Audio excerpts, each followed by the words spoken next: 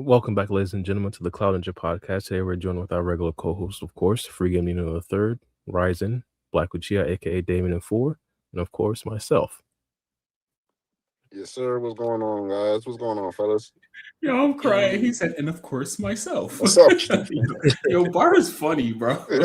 No, bro, every time I do the intro, I think I don't know if y'all know this YouTuber, but his name is Clown. But Clown had like a great intro to one of his podcasts. I always try to replicate that. Oh no, that's funny. And he's English. Hey, he's like English as well. So hey, I ain't bad at it. Hey, like us up and hype us up as well too. If you new to the channel, subscribe, all that good stuff. All that goodness. Yeah, 100%. All that good nonsense. But yeah. You guys had some quotes in the chat. I guess we could start with some Naruto first. But from supposedly an interview, I didn't necessarily read through it, but y'all want to discuss that for the first topic? Ooh, this might be yeah. Facts. Let's do that. We talking about the Q&A? It was a Q&A? Q&A. Yes. That's what you're talking about. Me and Ryzen was talking shit in the group chat about it. Yeah. So if you remember a couple months ago, Ikemto answered technically two questions. But yeah, every couple of months. One got taken back. I remember that. Yeah. So it's from the same Q&A? So every couple of months, Ikemto will take a couple of fan questions and he'll answer them. So you can. I'm pretty sure you can still send questions in, but that's not important. What's important is the information we got, which is interesting to say the least. I'm gonna pull up the page right now. It's been translated. Did Oo's questions get answered yet? Has he? I have no idea actually. Bro, I swear to God, he probably would have He probably would have messaged me or some shit like that. 100%. We know if Oo's questions were answered, dog. Well, let me zoom in to keep the suspense going. But we got the first question. This time he's answered 6 questions. I think it's a record. But question 1, just like how Jiraiya used to be called Pervy Sage, does Kashin Koji have a similar temperament? What do we think? I call Cap on it. I said I saw that. Around Ada, bro. I saw that. I was like, bro. He was around Ada, not a bead of sweat drip from my dude's helmet, bro. Like I call Cap. No, bro. He's trying to expose Koji, bro. Koji is operating like a normal, regular citizen in these type of situations. You see something fine in your head, you be like, dang, she fine. You keep it pushing. You know what I'm saying? That's not a pervert, though. That's not a perv, though. That's not a pervert. That's what I'm saying. I'm thinking what Ikemto saying is he got a bunch of nudie magazines under his bed. He keep them hidden. He not like Koji. Koji will let you see him. But Koji will pull them out and read them in public. But Free Game, if you think about it, I mean, Jiraiya, my bad. But Free Game, if you think about it, if Koji ever becomes a divine tree, he about to start acting up like Mamushi at that point. He's gonna be moving like Mamushi times 2 times 10. But here's the official answer. Is gonna be out of control. But here's the official answer from Ikemto himself. Can't keep secrets from Ikemto. He does actually. But while Jiraiya had an open love for lewd things, Kashin Koji is a bit more of a closet pervert, so he won't let it show in the personality he presents. As long as someone is watching, they won't see that side of him. Ada's Senrigan constantly has him on guard, so he will likely never reveal that trait. He realized, like, damn, Ada's crazy. Bro, if he was a perv, bro, I'm telling you, like top tier pervs, bro, it would have gooned him, been hoping Ada was watching. You're looking up. No, that's all. But think about it though. Think about it though. The minute he awoken prescience and realized Ada was still alive, he must have immediately started like, fuck, wait, where did I put that magazine at? I was like, hold on, wait. Like, bro, did you see that when I was doing that? That's why his eyes always roll back like that when he have prescience vision, bro. Word. He wasn't even tripping off the futures. He was like, damn, Ada gonna be able to see. But you know, maybe this is why he was really freaked out about Amado doing brain surgery. Word. Oh, he probably was tripping. He was like, damn, you gonna take away that chemical in my brain that keeps me like that. Might as well hide my magazines at this point. Just don't touch none of the nerves that connect to my libido, my boy. Just don't do it. All right. That's why he was tripping. Yo, this has got me wondering. What does he think of Jiraiya's books then? Do you think he has a couple of the books? Because he probably got the Ninja Tech. He got the Ninja Tech digital version. He could read them shit on his gauntlet or some shit. He could probably read them through prescience. To be honest, there's bro, probably I know that they haven't. He just sent his frogs to the comic book store, and he just had them sit outside. Exactly. And view it like that. But maybe charge. Maybe Orochimaru was right about genetics. This feels like a genetic situation. What if Koji been sending his frogs to the bathhouse this whole time, yo? Bro, that's yo. That's actually crazy. But it does match his character. Looking at the actual answer, to be honest, because he was an assassin, so he is a sneaky guy. You feel me? So and a professional at that. It matches his genetics. Don't blame him. Blame his DNA. Gets it from his daddy, brother. He said, "I got it from my daddy." All right. Question 2. Ikemoto Sensei, please tell us which male and female character are your favorite. This was a waste of a question, in my opinion. He said, "No, you're not gonna find that out." He ain't gonna tell him. I sincerely apologize that this isn't exactly an answer. So why pick the question? You just saw the question, said, "Yo, I can take this. I can take this question out." That's why I think his like, you're right. It's like all his editors doing that shit, because why would you even do that? Why would you waste your time? But yeah, go ahead about that. But he says, for right now, it's a secret. I don't want the people who read this to become biased, and my evaluation of the characters change with new developments over time. Once the manga finishes, it might be fun to give my own personal ranking. Instead, I'll tell you that I find it most difficult to draw Kawaki and Chocho, but the middle-aged men and elders are easy. Now we know why the elders are back. Man, that's why Kobu been shining so much in the fucking manga. He talking about middle age. These niggas out of here. All right, question 3. This kind of caused a situation on Twitter, on X. It was just hilarious. But what were people's opinions regarding Sarada's actions after Omnipotence? How did she spend the 3-year time skip?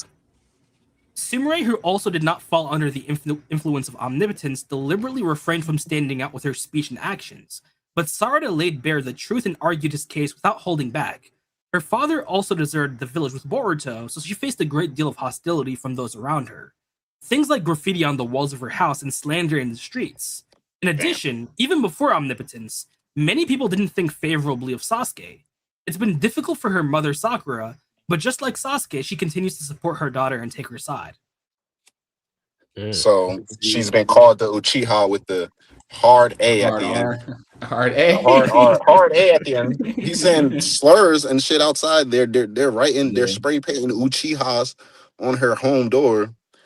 So we know what she's been up to these last 3 years. It's not that crazy. It's kind of like, it goes along with the headcanon, with all the small hints that Ikemото gave us up until this point in the story. So, but you know, it's funny. Like, why would you antagonize the head doctor of the village?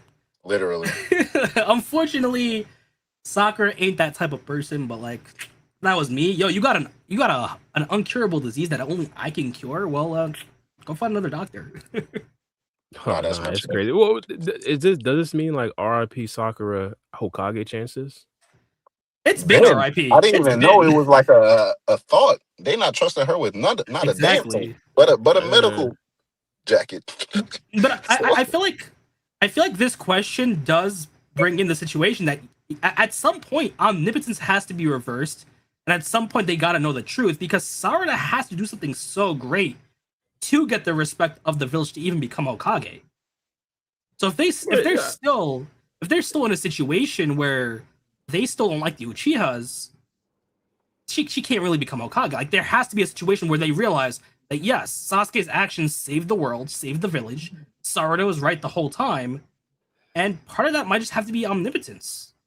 That's what I'm saying. When they fix it, they have to keep all the memories. Like, they have to know what happened when they lost their memories, and they have to get all the old memories back. They can't lose nothing. Exactly. They got to keep everything. I would respect it. Well, wait a second. I in a way, I disagree, because I feel like Sarada could become beloved even by just by people gaining new memories in a way.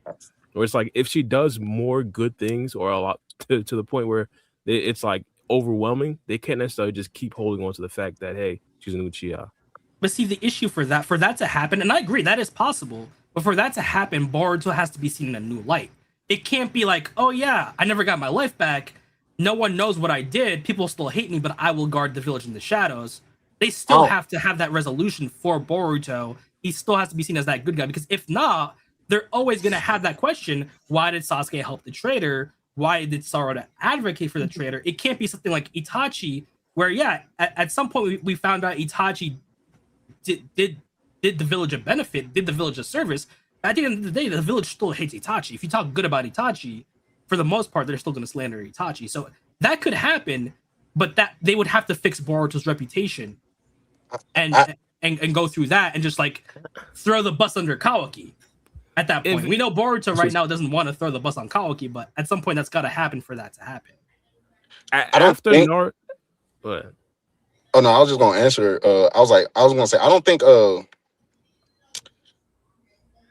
Wait, what was your original question again? Because I had my answer already lined up. You talking me or Ryzen? You, because the answer that Ryzen just gave, I was about to piggyback off of it. I was talking about Sorry could potentially just make new memories to where everyone just yeah. Like that's the whole Hokage and stuff. So I was gonna say, yeah, I agree with Ryzen, because like it would be just her like doing the things, and they would just be like, okay, Sarada's a good person, but like all that extra stuff, especially the stuff with Sasuke, that still holds precedence. Like, not only did he, like, in their eyes, he betrayed the village in the 4th grade ninja war and all that stuff, but then he betrayed the village again against his own best friend. We can't let that settle in history. We got to let them know the truth, man. Yeah, not to mention, it's like 2 parts to piggyback off you. You still got to also get the respect of the daimyo. If the daimyo still thinks you're weird for being with the guy who caused so much trouble with the village, he's not going to make you Hokage. Like, you're right, Bar. Like, it can 100% happen by her making new memories. A part of that has to dwell on Boruto's reputation. Nah, I'm gonna look at Sarada crazy. This gonna be the first time I'm gonna criticize Shorty. I'll look at her crazy if she get up there and take the Hokage hat while the daimyo says she's one of the good ones, guys. It's okay. I'll look at her crazy because I'm be like, nah, bro, you doing a disservice to the whole clan and the ninja village. Why wasn't that the case for Karma? Why wasn't that the case for Karma? Karma was like, because by the time everybody accepted Kurama, the other tail beast was off living on their own, and the rest of the ninjas agreed to leave them alone. Plus, you got to remember the Kurama situation is a bit different. Alone. Well, just because they're leaving the tail beast alone doesn't mean they like them or don't harbor resentment for him. Bro, they selling plushies of the first tail beast and the 9 tail beast, bro. Only because everybody knows them. What makes you think they don't got plushies of Son Goku, of the monkey? 50% of the U.S. probably would buy plushies of Trump, and 50% would probably burn them. But Bar, you got to remember something really important. Back in the day, the village, as the civilians and the random ninjas as a whole, thought the Nine Tails was a natural disaster. They did not know they had a Jinchuriki. They did not know Kushina was a Jinchuriki. They did not know Mito was a Jinchuriki. All they thought was the Nine Tails appeared as a freak accident and just started killing people because they wanted to. Then you had the higher ups believe that the Uchiha controlled the Nine Tails. Now the truth is out. Hashirama enslaved the. And then everybody knew they sealed the Nine Tails into Naruto. Yeah. And even before that, Kushina, don't forget, Hashirama caused this Jinchuriki system. The tailed beasts were living their life. They never interacted with humans until humans approached them. Just like how the Cloud tried to kidnap the Nine Tails, they failed. Madara got the Nine Tails. They also would know that Nine Tails got removed from Kushina and he was controlled by the Sharingan. But it's also their fault for even trying to possess tailed beast power. So that's something that can be explained. That's something that can 100% be explained, especially with Madara right there. It could be explained, but I don't think most people. I'm not even saying all. I don't think majority of people, over 50%, would even be cool off of that. Like, for example, Iruka. Like, I don't necessarily think Iruka's cool with Karma. He might be cool with Naruto, but I don't think he's cool with Karma. Why should Kurama be cool with humans? Yeah, and even Kurama says it. So it's like, come on, bro. We could do both ways. Even Kurama says it's Kawaki. Man, these humans are asking me for favors. Like, bruh, I don't like. They called him a demon. Like, Kurama was shook. The fact that Naruto literally said, "What's your name?" He was like, "What? Nani?" Like, did this nigga just actually personalize with me? I understand Karma's trials and Plus- tribulations. I'm not even. I don't even want to say that he made the wrong decision on going on a Plus, bunch of here's the rampages. But I'm just saying situation. people aren't going to forgive him just all willy nilly because now we understand. Hey, he was But see, enslaved. here's the issue. At the end of the day, it doesn't matter if they don't forgive him. A, Kurama doesn't care. B, he's a massive chakra that can just blow up the village. And C, he's sealed in Naruto. What are you gonna do? Unseal him and prosecute? No, So the can't- point is, and what if he goes on another rampage? What if Naruto doesn't control him one day? That'll be the idea. I mean, even then, there's nothing they can do.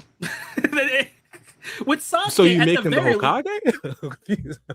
It's like, but it's the same thing. So imagine, but that's the thing though. That's why I don't understand why people, even if you understand yourself in that situation, exactly how you said, Bara, why poke the bear?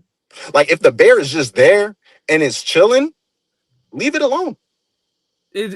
It's the fear of even if you leave it alone, you could still die because someone else poked it. And he's the We gotta learn. We gotta learn from history because everybody starting these wars. The fear of. But see, here's the They situation. doing these things. They But that's wiping the out the same- Uzumaki but clan isn't because that- the fear of the clan's sealing jutsu. But isn't that the same thing with Sarda? But Why see, here's the Sarda wouldn't be situation. Hokage? At the end of the day, someone like Sasuke, for as strong as he is, he's still human. Drop a couple ninjas on him. At some point, he could slip up. At some point, he's gonna get tired. At some point, he could make a mistake. And at the end of the day, you're just gonna see a human. This is the nine-tailed fox. So that's a whole different ball game where you can't really poke the bear. First of all, Naruto ain't a kid anymore. He a whole ass man now. So trying to get to Kurama through Naruto is a whole different situation. Yeah, No, especially all nowadays. I'm saying Like is back then when he's a kid, I understand the resentment and the sentiment in that stance. But like at you this also, point, it's like you also got to understand at this point, even when they still didn't vibe with Kuramabara, the majority of the village was won over by Naruto's actions, and it catalyzed at the pain arc. So you have the majority of the village not even against him, and this is them still hating Kurama, but them now able to differentiate between Kurama and Naruto. And in their minds, Naruto never lost control. Of course, we know that's bullshit. We know Naruto lost control so many times, but in their mind, this man fought against pain. This man by himself, because they didn't know the fourth Hokage was in the seal, by himself suppressed the Nine Tails. So at the end of the day, a majority of people at that point don't hate Naruto anymore. Then you go through the war, you find out this man saved the world. Then he saves the world from having the moon crash into it. And by the time he's Hokage, you don't even have most of the old generation are just chilling. Like most of the people in the village are new gen guys, people Naruto's age, people younger. So Naruto's generation are middle aged at this point. Like they're in their 30s, maybe 40s. So you have a majority of the village being that new gen to the point where they're marketing Kurama dolls. And we know they're super popular because they got sold out. So that brings the hate even smaller.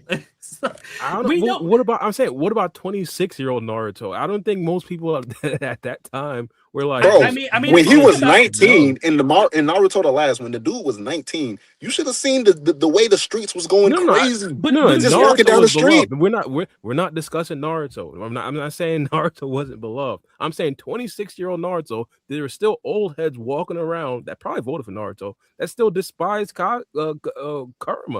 And that doesn't matter because unlike Sasuke, they can't act on it. That's headcanon. Because I ain't gonna lie, he got so much love to where like people literally I don't know the word, the opposite word of dramatize. They scale Kurama down so much in their eyes, all off of the soul good that Naruto did. Like the fact that they're selling plushies and it's a collectible. Is this not my point with Sarda? Why she could become Hokage? She could create because we are living off of false memories. But we're living off of false memories. So she can't operate in this current system like that. Even if the memories are true, hypothetically, in fantasy world, if the memories were true, Sarda would still be able to become Hokage by creating brand new memories. But see, the situation with that is, yes, she can create brand new memories, like she already did. She already saved a couple of Jonin. But the problem is, there's still unanswered questions. Why is she advocating for that traitor? Well, her dad still betrayed the village. And plus, the answer and the question tells us like they've not been rocking with her the last 3 years. They've been calling her Uchiha. You Like, have they to been answer all the slurring questions. her name. In Naruto's case, in addition to Darn, saving cheers. in addition to saving the world and them understanding he's a separate individual from Nine Tails, because we gotta remember back then they didn't care. They saw him as the Nine Tails. Now they're separating him, but now they know the truth. Even Kurama says, I used to be feared. I was known as the Nine-Tailed Fox Demon, and I took a lot of people's lives. The reason why I can't buy this is because we've seen this already. Naruto advocated for way worse people than Boruto. Like, what are we even discussing here? Like, But see, here's the issue. Let's get past karma. He's still advocating for Orochimaru. I think he advocated for pain after he fought him, right? Didn't he? But see, here's the situation. First of all, he didn't advocate for Orochimaru. That was a Kakashi and other Kage situation where they pardoned him because they can't really control him. He was at his wedding. He's still advocating for him. Well, not necessarily now, but I mean, like, before he was sealed, he would be advocating for it. But you gotta remember, people still hate Orochimaru. You gotta remember, just like Sasuke, people still hate Orochimaru. It doesn't matter what Orochimaru did, he's still hated. Orochimaru can't come into the village and become Hokage. It doesn't matter. I get that, but Naruto is still loved. Even though Naruto would advocate for Orochimaru again, if the day he got sealed, if someone walked into his office and asked him, "Hey, let's lock up Orochimaru," Naruto would have said no. Because that's the way Naruto. You gotta give it up to that's just the way. I'm not gonna lie to you. I'm not a fan of the general populace of the Hidden Leaf, Bara. So that's just how they view it. Because in their eyes, they rock with Kurama, but you still see active ninja. They treat Sasuke like dirt, and they talk to him like he's below ranking, and he has no authority over them. So they pick and choose. Man. Like, they don't care. I don't think I get what I'm saying. Here's the thing: they don't care that Sasuke is Naruto's best friend. They're cool enough. Naruto has enough sway to where people will trust Naruto. They won't trust Sasuke. They're gonna trust Naruto and believe Naruto's right that Sasuke will behave. But hold they on, start right themselves will hate Sasuke. Start. I'm saying Sarada can get to that level by creating brand new memories. But she's Sasuke's daughter, bro. But the situation is a bit different. Like, she's Sasuke's daughter, bro. The situation's a bit different. But that's even more reasonable why she's going to advocate for her own. But even if she creates new memories, they're still going to have those old memories, though. They still have the old memories of Naruto. But see, the situation is a bit skewed. So no, because because you're arguing, right, Bara? She can create these new memories and ascend to that level, still basically without fixing omnipotence, and just create a better world moving forward from that point on. But that doesn't work. That doesn't work. And especially wouldn't work for Sarada. Because regardless of how much good she did, they're going to be like, she's the one that turned it around. When in truth, Sasuke made the ultimate sacrifice to save the world during the time skip. But I also that's why it doesn't work. That's why it don't work, Bara. It can't work like that. And Sarada wouldn't be Hokage in this world. But I also think you're misconstruing just how important Naruto was compared to other people. For example, the Sand Village isn't up in arms against Orochimaru because he killed Rasa. No one literally talks about the third Hokage. I'm sorry, for all the third Hokage fans, he's not Naruto levels of infamy, of just like someone who just fundamentally changed the world, that you had other villages actively hunting for Boruto. You had other villagers mad that the Leaf Village isn't taking action to get Naruto's killer. That's the same thing with Sasuke, and Naruto was advocating for him. But the difference is, Naruto was the one who was advocating at that point, and he still barely got Sasuke off. That's the situation. He still barely did it with Kakashi. This isn't Sasuke. This isn't Boruto or Kawaki, for example, killing a random Hokage. This is him, and I hate saying this. The word, like, to use in reference to Naruto. He killed Ninja Jesus. That's the difference from the third Hokage to someone just fundamentally the hope of the world, fundamentally being the light of the shinobi world, snuffed out, is much different than Sasuke killing samurai. I'm sorry for the unimportant samurai, but those things can be looked over. Baki killed Hayate. Baki killed Leaf Ninjas. Baki didn't get executed. Yugito didn't say, "Nah, we gotta kill Baki. We can't have that happen." We got it. But Orochimaru, the only person Orochimaru, well, not that. Orochimaru killed way more people than just the third Hokage. He he killed the fourth more. Kazekage and he killed a bunch of other ninja. The situation with Orochimaru is people want him dead. There's nothing they can do. You literally had the five Kages. You literally had the five Kages say, "Okay, we're gonna pardon him, but we're gonna watch him and take his research." But that's the difference. Orochimaru is equivalent to Frieza, like a literal villain, the purest form of that. And Naruto is essentially freeing him. Sasuke was kind of that as well, not necessarily. But you gotta remember, far off. Naruto never freed him. Advocating for him. Well, not necessarily free. I misspoke, but you also gotta remember, Naruto's not advocating for Orochimaru, and he's not. He never pulled strings for Orochimaru. Orochimaru's situation was handled by Kakashi and the other Kage and the higher ups of the village. Naruto just tolerates him.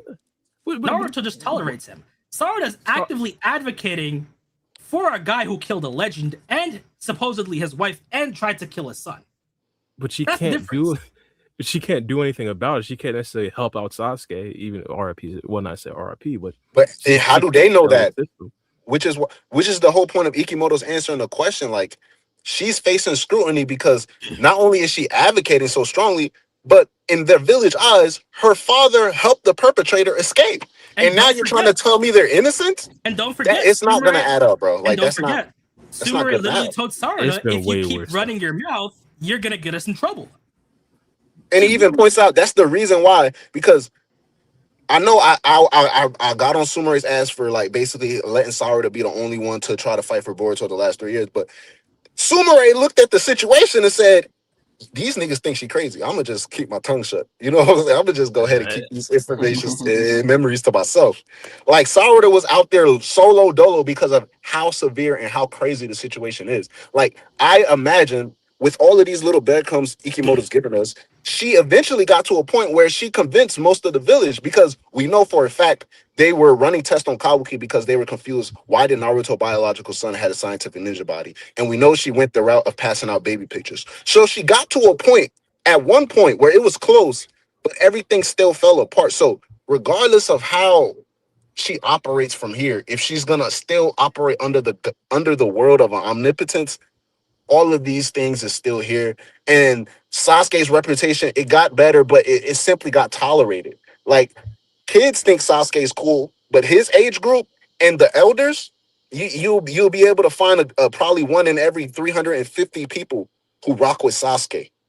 So, and then now you're telling people like, oh, he had a hand in the deal with Naruto's death, helping to kill his kid. Nobody's rocking with that whole family, bro. The only person that got a pass for real is Sakura. The only person that can save niggas. I can't let you get that. I would concede one thing. I do agree the fact that killing Naruto is significantly more impactful than like killing or doing what Orochimaru did, or even what Sasuke did in some ideas, because Naruto wasn't just like the ninja Jesus, quote unquote. No, we don't say that, but like he represented like ninja peace. Like, he was actually fighting for that. Deadpool of Boruto, we'll call him that, because that's what Deadpool calls himself. He was the hero of the ninja world, bro. He literally saved all of these niggas' lives multiple times. He is the definition of hero. When you speak hero in the Naruto universe, you think Naruto and then Kage. I think my boy Bar is just not trying to be blasphemous of our Lord and Savior. I mean, just look at the elders. Orochimaru killed their literal friend, Hiruzen, and they were still willing to compromise and tolerate working with Orochimaru. In this situation, fuck no. We want revenge. We're not compromising with someone who killed Naruto. We don't care if the world's gonna end. We don't care, regardless of what happens, regardless of what information Boruto says. We need his head on a pike. That's the difference. And I understand that, but actually cares. Daimyo is BFFs with BFFs with Naruto. He doesn't care if Hiruzen died. That's not his issue. He cares that his best friend died. He cares that the guy who killed his best friend tried to kill the person who saved his son. The Daimyo, unless the Daimyo gets an explanation, unless he gets a really good explanation, the Daimyo isn't letting Sarada be Hokage. And even if she did convince the village, even if the village was fine with her, if she can't convince the Daimyo, she's done for. And for that to happen, why would the Daimyo be unconvinced? Like, hypothetically, she makes a whole bunch of brand new memories, and where it's like, hey, she's clearly saving the village over and over and over. She's clearly top 3 in the village. She's clearly the smartest character there. I'm confused. Because the only way he can be convinced is if you prove that Naruto didn't kill Naruto. That's the situation. He doesn't care. I can't let you get that smart. I can't. I don't. The reason why I can't necessarily let y'all get that off is because we haven't necessarily seen that be like a big thing in the ninja world so far, where it's like, hey, this guy's friends with a bad guy, or he's advocating for a bad guy, or he even speaks up for the bad guy. So everything future wise. In chapter 1 of TBV, Shikamaru literally tells Sarada, "Yeah, you might as well throw away your Hokage dream and give it up if you're gonna sit here and try to advocate for Boruto for so long." He literally told Sarada that. And you gotta remember, you want to know what they told Naruto in part 1? Like, the quotes don't necessarily mean much if they can't necessarily tell what the future is going to be. Like, you gotta remember, even if you gotta remember, this is the first daimyo that actually cares about their Hokage. The daimyo before him barely cared about the world. He was more interested in playing cards and having his mansion than saving the world. That's the difference. This new daimyo is literally telling Shikamaru, I will hold you responsible if you don't kill Boruto. If you don't get Boruto, I'm gonna make you guys heal. That's why Kobu's there. Kobu literally said, How did Naruto acquire that adoration from the daimyo? Just by being Naruto. I can pull up the exact I can pull it up right now. And don't forget, that, but I'm saying Naruto's son saved Tento, the next daimyo. That's another thing. That's a more specific thing. And fundamentally changed his son. And the reason why the daimyo still even gives the money to be funded is because of Naruto's actions and him just being a generally huge fan of Naruto, to where the daimyo's own council hated Naruto because he had so much sway with the daimyo. That's how fundamentally different Naruto is. The third Hokage and the past daimyo was just business. That's literally it. It was just literal business. The only person the last daimyo kind of liked was Jiraiya, and he didn't really care about Jiraiya's death. He said, "Oh man, it's a pity. I would have wanted Jiraiya to do it, but he's dead." So this is the fundamental difference.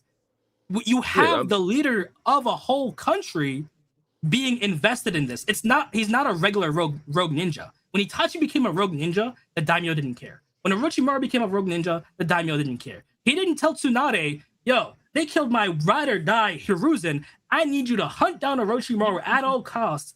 Get justice for my guy Hiruzen." No, he just said, "Keep the village running and I'll keep the paychecks running." That's the fundamental difference. Sarada can make as many memories as she wants. If she can't convince Ikkyo, then it's nearly a lost cause. The only way Ikkyo's getting convinced... Isn't that the point, though? Her creating brand new memories to convince Ikkyo and everyone else in the village. What me and I think Uchiha also said, you have to fix Boruto's reputation for that. Boruto can't be seen as this criminal mastermind. He can't be seen as the killer of Naruto for Sarada to become Hokage. For Sarada to become Hokage, they have to know that Boruto did not kill Naruto. That's why his reputation has to change. That's the situation. I don't think so. Again, I think that's one thing, and of course, it could be a negative strike against Sarada's reputation, but it's not necessarily like the only thing that'll ever matter. Okay, Babara, explain this. Ikkyo right now is pissed off at Shikamaru and the village for not getting vengeance on Naruto, to the point where he wants to remove Shikamaru. He wants to remove the funding of the village and just let the village just die out. Low-key said if Sarada disappeared today, the village won't care. So if the one job he wants is vengeance for Naruto, right? And by the time they need a new Hokage, and he still believes Naruto's dead, and he still believes Boruto caused it, why would he put someone as Hokage who's not going to do what he wants? Well, he wants is Boruto to die. Well, first things first, he was pretty much angry with Shikamaru to begin with because he wasn't accepting the Hokage position, but also the fact that we're anticipating the memories that Sakura would make would put her significantly above Shikamaru, way higher than Shikamaru. But does that put her above Naruto? Does that put her to the point where the daimyo is actually willing to forgive Naruto's quote unquote. Both of y'all are I think right it's though. possible. But I think it's Bara, you have possible. to admit that for her to operate off of these new memories, all right, let's say they don't reverse omnipotence with omnipotence. The truth has to come out that Boruto is innocent. He still has to have a clean reputation. So that has to be the new memory she creates. She has to reveal that Nah, I y'all can't. were tricked. Look, Naruto's alive. I don't think that has to happen. I don't All think right, it has to happen for it to Do happen. you think Like, that it- even if she does support Boruto like through the end, she didn't do anything herself for her to be like ostracized. Besides, like that's why like I was going to ask you guys, do you think I'm wrong for criticizing Ikimoto for them not putting that in the manga, because like they didn't really hint to it or anything like that. They should have, and I hope the anime does. But I'm glad you mentioned that, because Sarada acting like this was enough to where all her best friends left her, and even told. I'm skipping ahead of questions, and we'll get to that. But they were even to the point where they told Sarada. I'm about to say after Himawari. after this last point, Rising, yeah, we're gonna get to the next question. But go ahead. Yeah, so where they told Himawari stay away from Sarada. This is Chocho being best friends forever with Sarada, literally telling Himawari, yo, she crazy. She crazy. I don't know what's wrong with her. She unstable. Stay away from her so you don't get antagonized too. So where even Himawari would get scolded for even bringing up Boruto's situation. But we can quickly go through the daimyo stuff. Like, we have this. The cases of Kaguya, Otsutsuki, and Momoshiki were sufficient to remind the daimyo of the importance of shinobi. The current Land of Fire daimyo, Ikkyo, holds Naruto in high esteem and supports him in all ways possible, but his own political power is not rock solid either. Members of the Council of Elders who wish to remove the two heroic Uzumaki Naruto appear to be seeking to oust Ikkyo along with Naruto. So Naruto is so influential to the point they wanted to get rid of them both. They didn't like the Hokage having that, and that might also be Kobu, because Kobu is the right-hand man to Ikkyo. We have chapter 6 of TBV. The traitor Boruto, why has he returned when we know we want him dead? For having killed the Hokage. No matter the circumstances, Boruto at the very least must be eliminated. This issue reflects on Konoha's honor, especially in regards to the attempted murder of Kawaki Uzumaki. So it's not just Naruto. Wait, hold on. At the very least must be eliminated. So what's the worst? The worst is like getting rid of Code and just all the other enemies. So their bare minimum for the job is getting rid of Naruto. They don't even care about Code. Basically admitting they cool with dying as long as they kill Boruto. Yeah. They're stupid. Long story short. Yeah, I thought it was something worse they could have did to him besides death. So I was just wondering. My bad. It was just basically Shikamaru's mission. You have to get like above all else. This is the bare minimum you can do for us, is getting Boruto's head. The issue reflects on Konoha's honor, especially in the regards to the attempted murder of Kawaki Uzumaki. The daimyo are all beyond furious. This isn't even Shikamaru not fully accepting the Hokage position. This is them being pissed off that Naruto was killed, and Kawaki, who also saved the world in their mind a couple times, saved their future leader, was also attempted Boruto supposedly attempted to kill him. Biggest LARPer, bro. This is crazy, bro. The daimyo are all beyond furious. Never mind the next fiscal budget. The continued existence of our village is in danger. If they need him to bare minimum kill Boruto to get funding from the daimyo, then Sarada has to change the daimyo's mind. For the daimyo's mind to change, he has to learn Boruto's reputation in the daimyo's mind has to change. She can save the world, and the village can love her. But at the end of the day, it's the daimyo who chooses the Hokage. The daimyo. So Boruto that got to create the new memories. If the daimyo still wants Boruto, exactly. If the daimyo still wants Boruto dead, then she can go make her own village. He's not gonna post up the money. And then after he says he's aware that Boruto must be eliminated, then they start talking about the position. This is what she does, bro. She marries Dinky, bro. She divorces him, take half the money. Now she had a whole fucking village to herself. Bring Boruto in, so you just gotta be funny with him. I just don't necessarily think this is gonna be like a job ender. I don't necessarily think the Diamond is gonna continue having this position for years and years into the future. And We the other agree level I was that gonna pull. I mean, he's had it for the last 3 years, but we know. Come on, we know. I get We it, know but that the- at some point, the- we know the that big at some one point, Boruto's is gonna get his reputation fixed, whether that be omnipotence Yeah, or not. but that's we what I'm know they're gonna. We know they're gonna know Boruto's alive. And Naruto's alive. But that- Once Naruto gets wait. unsealed, even if I don't even want to pull that many levers. Even if he isn't unsealed, hypothetically, Boruto just is in the village or they're just on planet Earth. Naruto's not there, but Boruto creates brand new memories and he's beloved again. Like just that alone, Sard is cool. the situation is Boruto's they're never gonna be cool give with up. him. He needs Sarada to be Hokage now. I've accepted it. And Hey, it- I well, won't you be know what's mad at it crazy? if it happens. No, But, hey, People think he hates it's not even that. All I'm saying- Sorry, the two. That's what's crazy about it. See, No, here's the issue. Sasuke saved the I'm saying- world. Even then, they still don't like him. Sasuke helped save the world, and they still don't mess with him. But they're they still mess not with going to mess with Naruto. Boruto. You might get some people like Chocho, Konohamaru convinced that something's wrong, but they only believe that because now potentially they doubt things went down the way Hey, they went down. Sasuke helped save they the world, still but he was mess about to with take it. Naruto. He was That's about to what try I'm to take it over again afterwards, though. So it wasn't over after he saved the world. But it doesn't matter. You're talking about the entire world when the one who needs convincing is the daimyo. Will the I daimyo get accept that. it when look? I mean, think about it this way: the last 3 years, That's the Shikamaru has kept the village peaceful. There has been nothing going on in the village other than the random code claw mark. So Shikamaru has kept the village peaceful, and the daimyo didn't care about that. He said, "Yo, why haven't you killed Boruto yet? I am pissed off right now. You guys let Boruto go again? You guys can't find Boruto?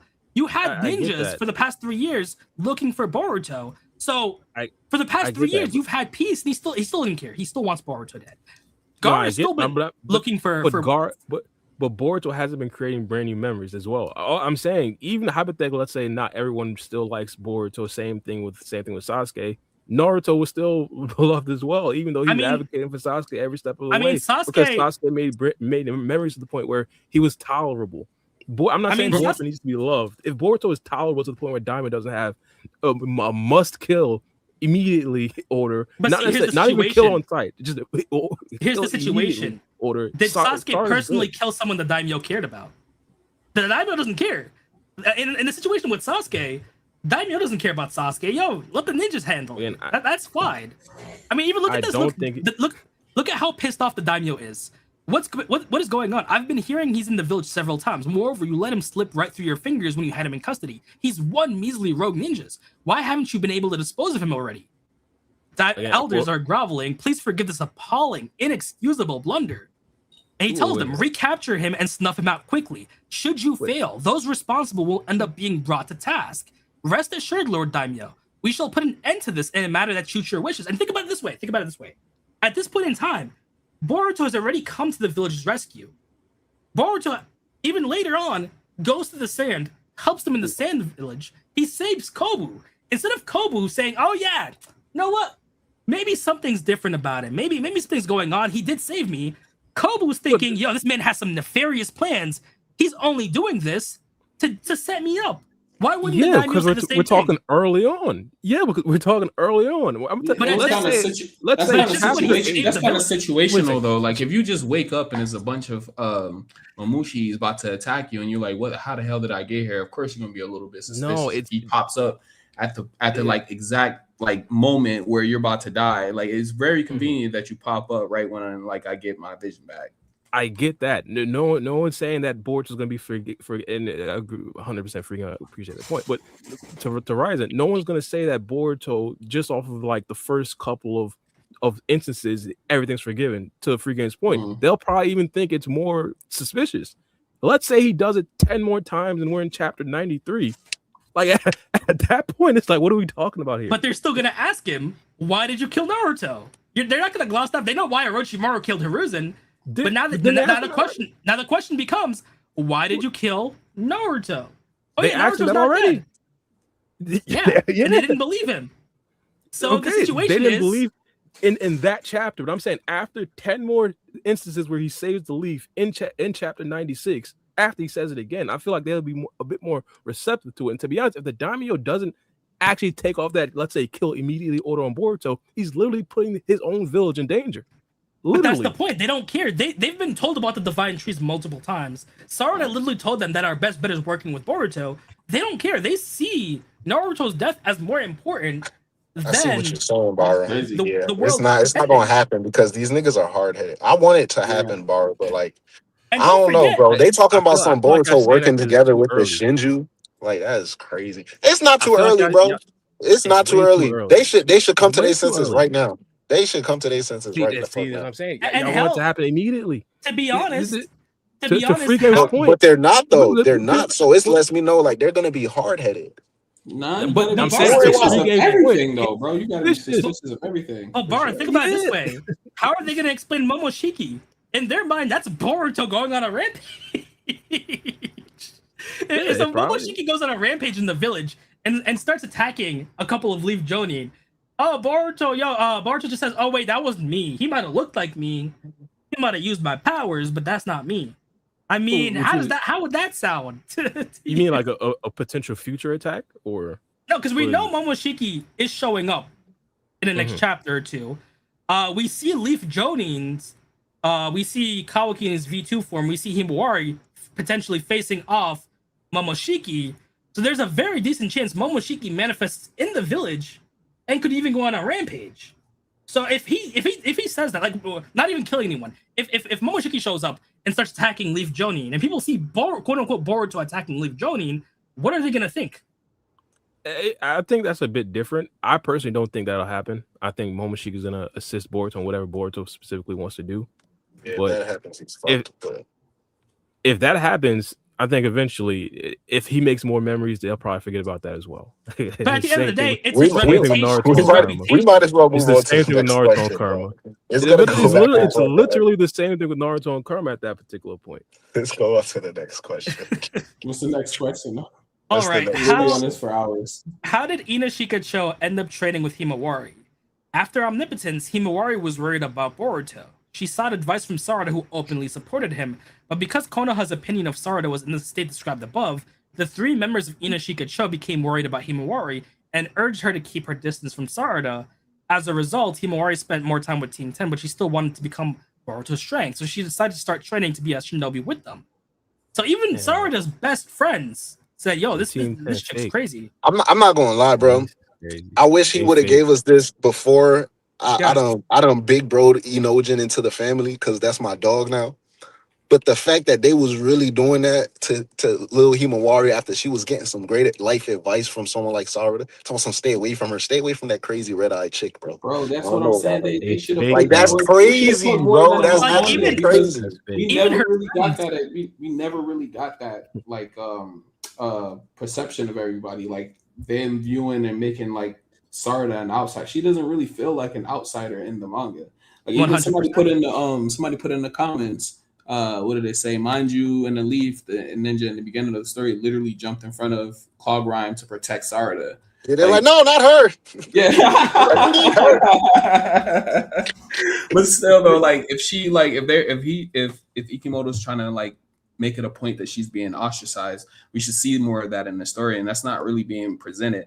I feel like maybe in the anime they will like portray that more. We'll see more of that. But then I think the way I think the way he explains it, it works because I don't want to say it's more like she's outside it, but it's more like a perception type of thing where people are gonna dig into that idea. I know I joke a lot about it, but like seriously, dig into the idea of like, oh, she's an Uchiha and all this, like the family, the clan history. So they're gonna look at her like that. So when he say like there's spraying graffiti on her walls and they're calling her names, so I'm thinking that's really what it is. So it's either like a soft launch of how they treated Naruto. Like, just stay away from her. Really, don't like. She's kind of crazy. Some people probably think she's doing drugs. Some people generally might just think like, yo, she's a good kid, but she's on drugs. She's been on drugs these last 2 years. Somebody probably she put her hands on a few people, like, you know what I'm saying? So it's not like I don't think it's something like, I think it's enough to where they're still willing to work with her, but they're just looking at her like, bro, what is wrong with you? You know, but like one of those. But also it could just be. But also it could just be like a respect situation, because if we remember, they were she did save them from a couple claw grimes, and they were shocked at her power. Like, wow, are you really just a Genin? And she says, what does it matter what my rank is? And then he says Uchiha behind you, so it's not like, you know, I'm not gonna call you by your name, but as a ninja, He swallowed his pride just a little bit. He was like, "Look, man, not her, Uchiha." Like, as a ninja of the leaf, you're gonna save your comrades. That's what Naruto taught them. On the battlefield, she's still a Conrad. So I feel like this interaction is more so of, shit, you were willing to save me, I'm gonna save you.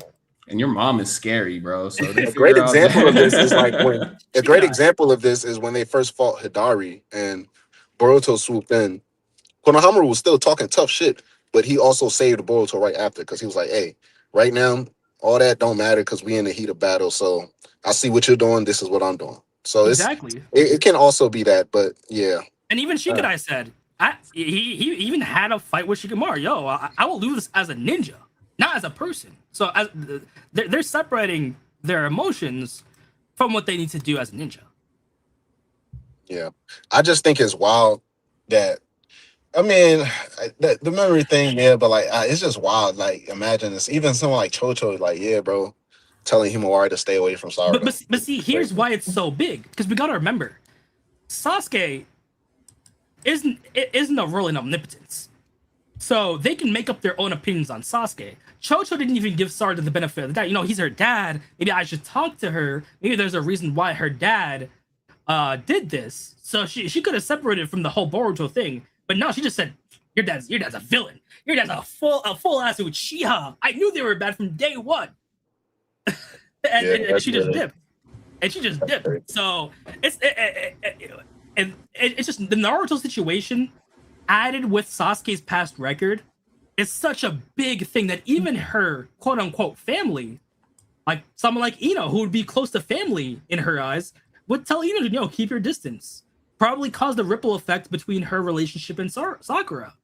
So it's a situation where it's just so big that this is a situation where, yeah, you do need that Naruto. I feel like you do need that Naruto explanation at some point. Even if they mess with Sarada again, you do need to know why he quote unquote killed Naruto, or get proof of that Naruto's still alive.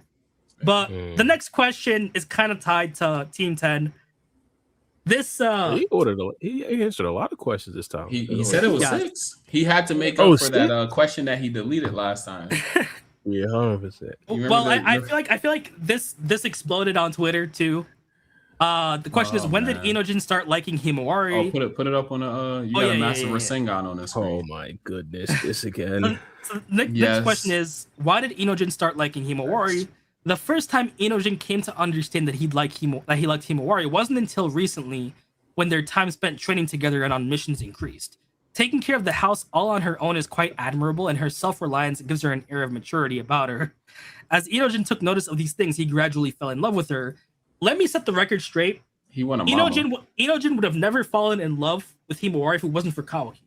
So if you guys don't like this, blame Kawaki like me. It's simple. That boy want a woman that can take care of the home. That's what he wants. He was like, what? She can cook and clean? Oh, snap. I like that. This is crazy. Hey, nigga, Naruto used to gas up Hinata's cooking. So shit, man. Every time we know the family recipes is something serious. The floorboards are clean. You wipe down the walls. Like, you do stuff that normal people. Come on. Like, you like that. But also the fact that he said he gradually fell in love with her. He's in love already? What's going on here? No. So it's basically during the training. So within the 3-year time skip, when they told her to distance. It's crazy. Sarada, they went on missions together too. And they basically took her under her wing. Between that 3 years is when he started liking her. You better see all this in the anime. I swear, like, bro. If he says recently, it would be like the final year. So like you remember chapter 1 of TBV? Yeah. While they're training, so it would be within that time frame. Okay. All right, I get it. More understandable. More understandable. Okay. So like, let's see, where is it? So it's like it would be here. Like what once he's interacting with them. Mm. But yeah, And like plus, it he or says hate they it, go on, and he says they go on missions together. So she probably been with the team a few times already in the field. 100%. Like it or hate it, hate Kawaki for it because this wouldn't have What? happened if Kawaki didn't steal Hinata. Just saying. So what was the controversy on Twitter about this? It's the same thing as Bro, it's always. stupid, bro. It's Bro, literally the I'm just age accepting it, difference. dog. She's 12 and he's 15, bro. It's really just it's stupid I've to even try accepted to it. argue. Just let them have their fun, bro. I've All right. accepted it. Dog. Here's an interesting It's one. different cultures. Here's an interesting one. How did you decide on the physique of the Shinju? Does it have anything to do with their former human physique? They're essentially based on the human they were derived from, but there are also some Clawgrams with larger builds, so it's possible for them to be even bigger than the original. I feel like we about to start seeing more of the claw grimes in the upcoming chapters, and they're about to start doing like how they was teasing earlier in the chapters when that one claw grime awakened the Renegon while fighting Kawaki. We might start seeing some more, not like Shinjus, but more abnormal claw grinds that just have anomalies to them or something like that. So I think that would be cool. Oh, that would be dope. That would be dope. It'll be also be Like they a start nice mutating or evolving. Yeah. Instead of like basing off of something else, they they start to evolve off of their own experiences. Nah. The What if Frieza. that's what kills Jura though? Shit, Because get that nigga they're out of more here, bro. mindless. I've been waiting to pack that nigga Jura up. The minute he broke Himawari's leg, bro. Like I don't No, know, like we gotta get him out of here. Jura might be ready. alive at on the last chapter TBV though. You gotta start preparing for that. Hey man, in he's the still bookstore, doing. bro. You know what I'm saying? I think he should doing- be a regular Leaf citizen, bro. Like honestly, like Yeah, you gotta start preparing for that possibility. We trying to turn that I nigga into think he should Majin be a Buu. regular Leaf citizen. Yeah, he should be like Stan Lee in Marvel, bro. He just does cameos and shit. Like one What day about the he's a families of the mailman. Jonin that he killed? One day he's a I- mailman, bro. One day he's in Ikaramu making ramen, bro. Like he's just everywhere. I'd compare him more to like a Majin Buu, like just chilling. I said just chilling. That's crazy. I don't know. Jura already chilling. You can anyway. always have Ada change everybody's memories, like if she's still around. Imagine that's another thing. Now that Momoshiki is now collaborating with Boruto, do we anticipate more omnipotences? But see, here's what's making me iffy on collaborating, and I could totally be wrong, but it feels like he's taking advantage of a situation to back out of the deal. Because What do you mean? Wait, what? I'm so lost. Because think about it this way: the reason why Momoshiki was depressed was because of Boruto's mental state. Wait, how do we get to the topic of Momoshiki? I'm sorry. Oh, it's because Boruto mentioned Momoshiki potentially working with Boruto. Yeah, shit. but well, now that Momoshiki is working with Boruto and we're discussing Ada having omnipotence, like that's like a easy thing. There should Oh, be I more must omnipotence. have missed that. Okay, my bad. Yeah, I did say like a quick, Okay, like 2 cool. second question. My bad, Ryzen. I didn't mean to cut you off. I just didn't understand what we was talking about. Go ahead. See, my situation with being iffy on Momoshiki helping, because it feels like, first of all, Momoshiki was depressed because he couldn't take over base Boruto. Because Boruto's mental state was just that high that he can't take over unless he activates the karma. That's why he was depressed. That's why the deal intrigued him. Okay, I do this. Boruto gives me his body pause. but what we have from the little prescient situation is the mission fails. Sarada's kidnapped, and he sees Momoshiki, he sees Borushiki, he sees him in Karma V2.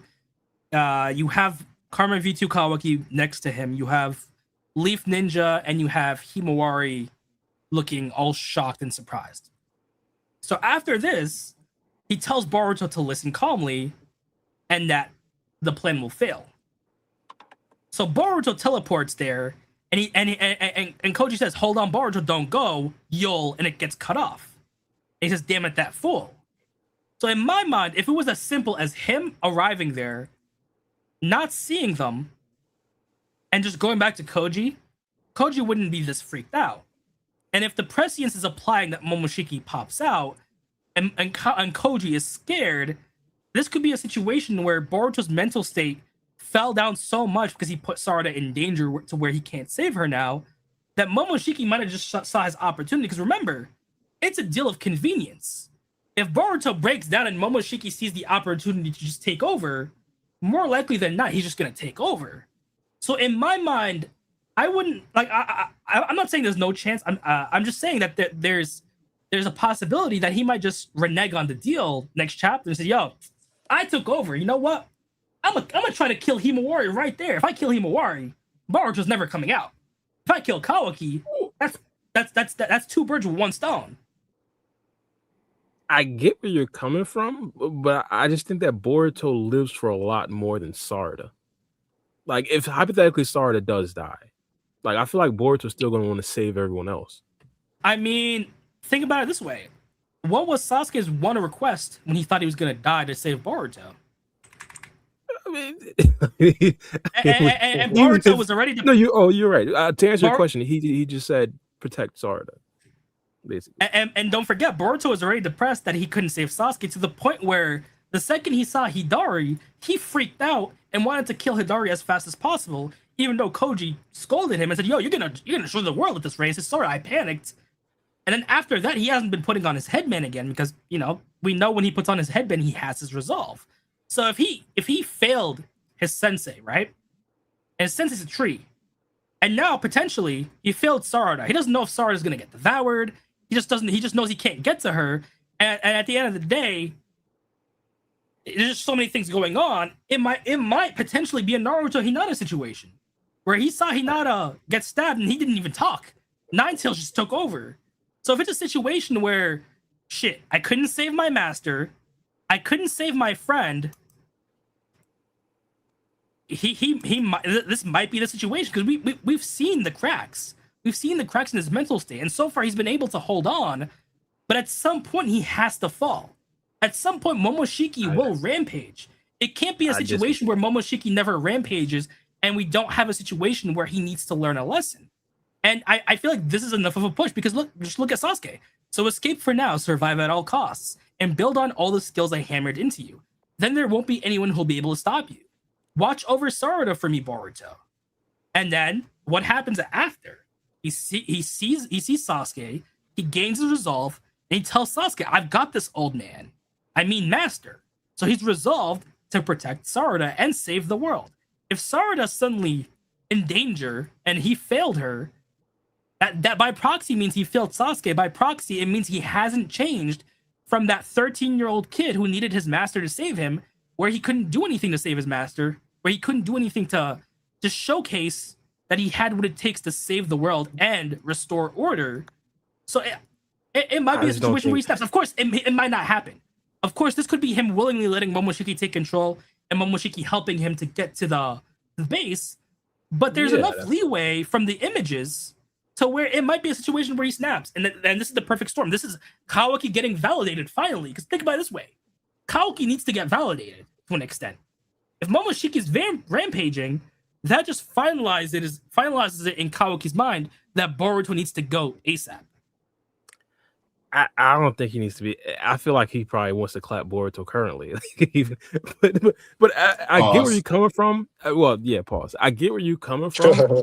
But all I'm saying, another pause. But all I'm saying is, and to be honest, it is a non-zero chance that happens. I'm just saying Boruto's not that character. Boruto, understandably, would kind of be super disappointed. He probably would even bring back some of those talking points about he's nothing without his master. But I just don't necessarily think that's enough to like drive him into a corner. Like he talked about this during his last conversation with Momoshiki. Said he has his resolve is way stronger than that. I forgot the specific quotes that he talked about. I can pull it up. But his resolve is just way stronger than that. He's not necessarily just that. Quick question: Who caused that resolve to manifest? What do you mean, Boruto? Who caused Boruto? Who gave Boruto the light of hope to be able to think like that? Boruto himself. Boruto was like that from episode 1. But you got to remember, it was Sasuke and Sarada. Because think about it this way: Boruto, right after Omnipotence happened, right? He was losing control. Momoshiki was about to take over. Boruto knew it, and he couldn't suppress him. He was only able to suppress him after Sasuke saved him, after he saw Sasuke was on his side.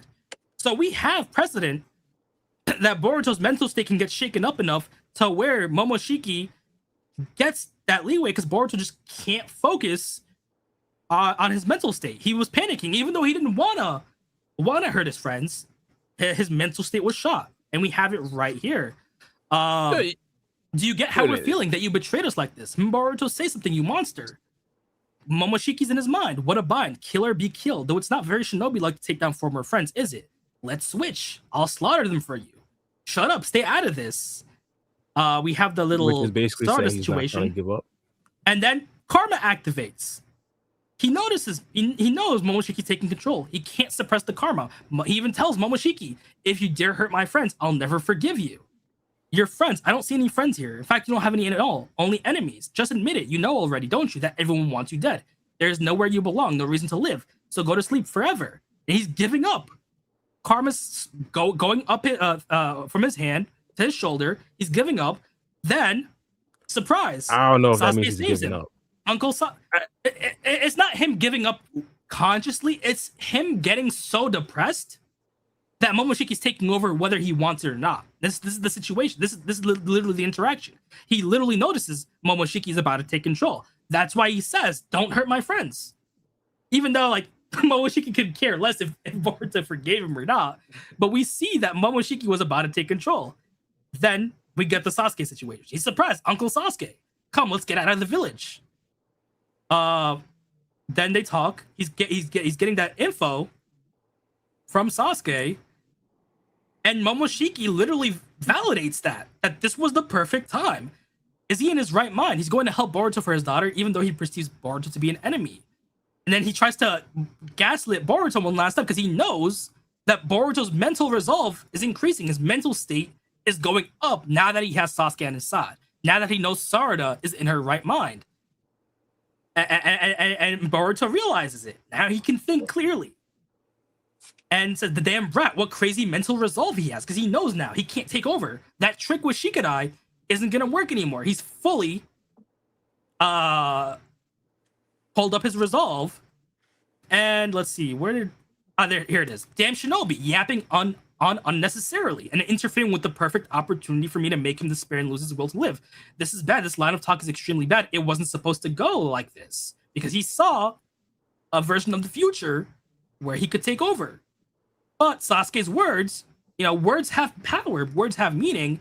They strengthened his resolve, but that was because of Sasuke. And by proxy, Sarada. Brother. That's the strongest jutsu in Naruto. Sasuke strengthened Boruto's mental resolve at the end because he basically passed on his legacy to Boruto. He taught him everything he could. He told Boruto that he's the key to everything. He told Boruto to watch over Sarada. That's kept his resolve from dying. But now that Sarada is gone, this might be a shake. This might be a situation to where he goes back to that kid who was about to let the karma control him because he just lost the two people that gave him that resolve. I don't think it's as severe. I mean, me and Ryzen went back and forth about this topic on the last pod, but I was about to say I don't think it's like as crazy. Like right now, her disappearing. Like I don't know what Bara's saying. Like if Sarada dies, but Boruto definitely going off the edge. But like just for this instance, at the end of chapter 36, you said what? Define going off the edge though. He's on rampage, bro. He never got right. Basically, what Ryzen is saying, like Momoshiki would be able to take over at the very least. But in terms of like right now, it's not necessarily enough to even push Boruto that far. Because like when she went down, like think about it, when she went down and her eye exploded, right? And we was making all those jokes. Boruto was tripping. And I was saying, even on last part, I'm like, how come Momoshiki ain't take over him at that point in time? That would have been like one of the perfect moments as well. So I think there's levels to basically how far Boruto needs to go in terms of low to where Momoshiki can gain a hold of that threshold. But it's not quite there yet. It's not. Sarada's death could definitely trigger it, but necessarily right now, it's not quite there yet, though. It's not. All right. My thing is, I think it's in Ryzen did a very good job breaking it down. I'm not sure if this would mean that Momoshiki would permanently take over Boruto. It might just be a temporary thing.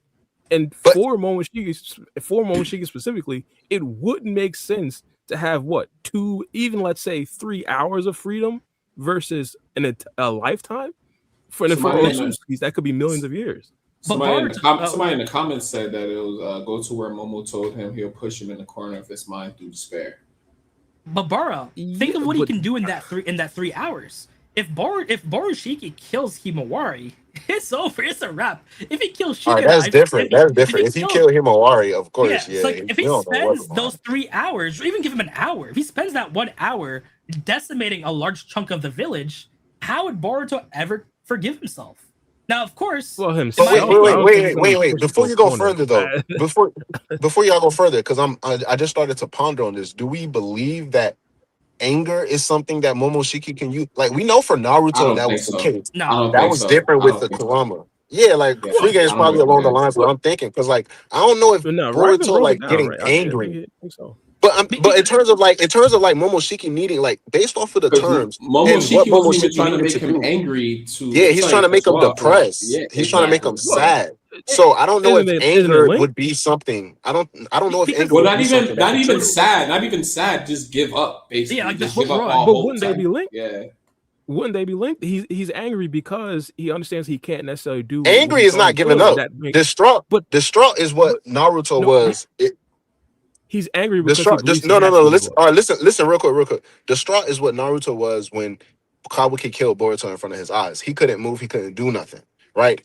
Angry is what Naruto was the first few minutes. You know what I'm saying, before Kurama took over, versus pain when he saw going down with Hinata. So even in terms of like Boruto's case, it would be a whole different thing. So right now, like, playing in his mind, as long as Sarada has disappeared, he doesn't know what's going on. He can feed into that and essentially go down to that type of level. But everything going down in front of him, especially like, let's say Himawari dying, like, in the moment, I see anger more so than like giving up. I see anger from Boruto specifically. See, we gotta remember. But my thing, it's like the bird thing. Every pigeon is a bird, but not every bird is a pigeon. Almost every single time that Boruto gets angry, he's going to be depressed. Not all pressing actions makes him angry. So whenever Momoshiki wants to make Boruto angry, quote unquote, or anybody makes Boruto angry, he's going to get depressed. What was that? I feel like we got to remember the fundamental difference, though, between someone like Boruto and a Jinchuriki. In Naruto's situation, it was any type of heightened negative emotion, anger, deep sadness that could potentially rile up the seal and have Kurama's chakra leak out. So his situation was just what was basically emotions, angers, depending on type of sadness. That could also be a situation, but it's all heightened emotions. Even just training too hard could allow Kurama to take over, as evidenced by elemental training, where they needed Yamato to keep an eye on Naruto. Like, you had random clones getting agitated and going into three-tailed state. In his situation, it's emotions. In Boruto's situation, it's mental resolve. He can be angry and still keep a handle on his mental state, on his mental fortitude. He could even be sad and keep an eye on his mental fortitude. But if he finally snaps fully mentally, that's Momoshiki's way in. That's how Momoshiki takes over. When Sasuke got treated, yeah, sure, Boruto was depressed, but he still had the will to live. He fundamentally still had purpose. He fundamentally could still keep hope. When omnipotence happened initially, for a moment, even though he was still willing to fight, he was despairing. He was going through despair. No one was on his side. He thought he was alone. So. I mean, so. We literally see Momoshiki about to take over. That's literally he's about to take over, but that doesn't necessarily mean that he's trying to give up at this particular point. I think he's just angry. To be honest, I think he's more angry than depressed in this particular position. He's more angry. But the situation is, it's not a conscious thing. You can put up a brave face on the outside, but internally he's panicked. Internally, he's about to reach that precipice of despair. Momoshiki confirms it. He can still want to keep fighting, but he's he's going through the spirit, and he can't change that. Even though he wanted to stop Momoshiki, he just lost his mental fortitude. There's nothing he could do about that until Sasuke came. I do agree that it is linked to his mental state, but I don't necessarily think the mental state that we should be looking for is depression and despair. I don't think that's it. I think that it's a lot more. And specifically in this particular case, like, again, if hypothetically Momoshiki does go on the thing, Boruto turns to Kakashi 2.0, he loses everyone. I still don't think Boruto is going to be forced into that corner and just relinquish his body to Momoshiki, especially after he did that. I mean, what other way? I agree. I agree with Bara. Like, I'm not gonna lie to you, bro. I keep saying, like, it's a reason why Momoshiki spent the last 3 years in a corner. Well, yeah, I think Momoshiki like pretty much lost his chance after Sasuke pretty much saved Boruto. At that point, like Ryzen was saying, so like I think he lost his chance. Like Boruto is no longer going to allow himself to get to that point where he would let Momoshiki take over. It's gonna have to be a situation like the thing that we see, like the main thing I emphasize, especially last part, the thing that we see in that future vision, it's most likely gonna have to be Boruto saying, "Yo, Momoshiki, take over." At this current point, like he's allowing Momoshiki to take over according to their deal, but like in terms of like against his will, I don't see it happening. I don't see it happening anytime soon. But I feel like we're forgetting that Boruto can't be this perfect character, that he has to reach that fall just like Naruto did at one point. And it has to pay off Momoshiki's warning, because that's when you get into the good stuff. That's when you have Boruto rebuild his resolve through external sources, potentially. But that's the thing. Naruto. It doesn't fall into like that Gary Stu type of thing, because if you just say like the resolve is like an aspect that you just can't breach, you can't access that in terms of Boruto's case. You work your way around it, especially if you're Momoshiki. So, say the instance that Boruto does give up his body, you have control at that current point in time. You can do some crazy shit to where it basically backfires on Boruto per se, like it doesn't work out like how you thought. Like, let's say he gives control to Momoshiki, things do happen, and then Momoshiki continues on doing things that wasn't going on according to the deal. Not only does that happen, they don't end up dying together like Boruto would initially planned, but somehow Boruto manages to get back control, so he has to actually operate with these repercussions. So, like, I think that can happen. I think Boruto has a plan in his back sleeve. Like, I don't think that he's going to just be like, "Yo, it's for Kawaki to basically boom his dome in, bro." But Uchiha, I feel like we're forgetting that they can't hide ulterior motives from each other. If Boruto pops up to Momoshiki and say, "Well, I need you to take over because you're better at this space time ninjutsu than me. After we get to the base, give me back control." Well, at the same time, but it's not necessarily about hiding. But wouldn't it be the same thing though? Like if Boruto, in a sense, I mean, if Momoshiki knows everything that Boruto knows, and Boruto should know everything that Momoshiki knows in a way too, right? So like, if Momoshiki knows how to take over, then Boruto should know how to take back control of his body at the same point, at that same time. But see, it's not about taking over, because taking over is a done deal. It's not like a tug of war. You have to have that mental resolve to wrestle back control. But I'm not. No. Before you continue, because I'm not saying like in terms of him, it wouldn't be like him hiding the plan, because we saw the conversation. Like they're reading each other's minds and they're finishing each other's thoughts. And you know what I'm saying? Momoshiki basically finished Boruto's plan for him. He was like, "You plan to have Kawaki deal with me," and Momoshiki was straight up with Boruto. "Once you give me control, I'm taking Kawaki off the list first." You feel me? Like that's the dude that's gonna be on my hit list. So it's not like he hid that from him. It's more so of once he actually does gain control. Let's say he's in the spur of the moment and it's against Jura. He has no choice but to deal with this. Let's say we get past Jura. Let's just ignore Jura for the sake of this conversation, right? The minute Momoshiki has an opportunity, it's not gonna be like something he was planning or hiding from Boruto. It's gonna be like, I'm acting now. Like, yeah, I'm here. Rasengan, you know what I'm saying? Where Kawaki at? You know what I'm saying? Shikamaru, Rasengan. You know what I'm saying? Daimyo, Rasengan. You know what I'm saying? Konohamaru, Rasen Bullet. You know what I'm saying? Like, that's not something he has to plan or try to hide from Boruto. That's something that can happen. And as a repercussion of Boruto's I can't say it's a bad plan because he has so many prepared steps in this plan, but not taking into account how far Momoshiki would be willing to go and the possible repercussions. Like, what if somehow you regain control and you But don't see, die? I feel like here's the issue with that. If it's not Boruto basically snapping and Momoshiki taking control right then and there, why even talk to Momoshiki first when he can literally talk to Koji real quick and say, "Yo, I need to rescue baby girl. If I give Momoshiki control right now, since you just got an update, can you tell me what's gonna happen?" Because Koji's been lying to him. He knows Koji's been lying to him and keeping things from him. What, So when it comes to like that, certain sensitive things, we seen Boruto is willing to rely on Koji when it comes to like a grand scheme or a broad scenario. But when it comes to actually handling things by himself, regardless of if he knows for a fact Koji can see all possible futures, he's arrogant enough to take things into his own hands. Dare he try? 100%. But I still feel like it would be in character if he asks. For all he know, Himawari could just be dead. I don't know, and I could 100% be wrong, and I agree. But for right now, I'm still under the assumption that it's gonna be a spur of the moment situation of him losing control.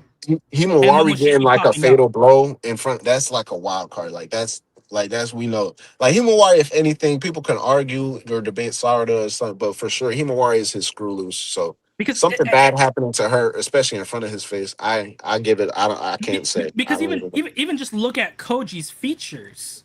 Even just look at him freaked out and him saying Boruto, you will, and then him not finishing it. I don't know. It just makes me feel a certain type of way. Like you will lose control. You will get taken over. I'm looking at the more along the lines that you will give control. Because look at Momoshiki, bro.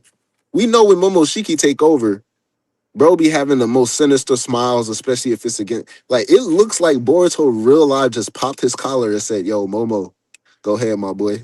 Like, his clothes looking too clean. I don't know. Maybe that's just me. It's just even just Boruto being here, looking down at something, and then karma slowly going up to his eye. Kawaki being right there. Yeah, that's fishy. I'm not gonna lie. Him potentially looking at Sarada's earring.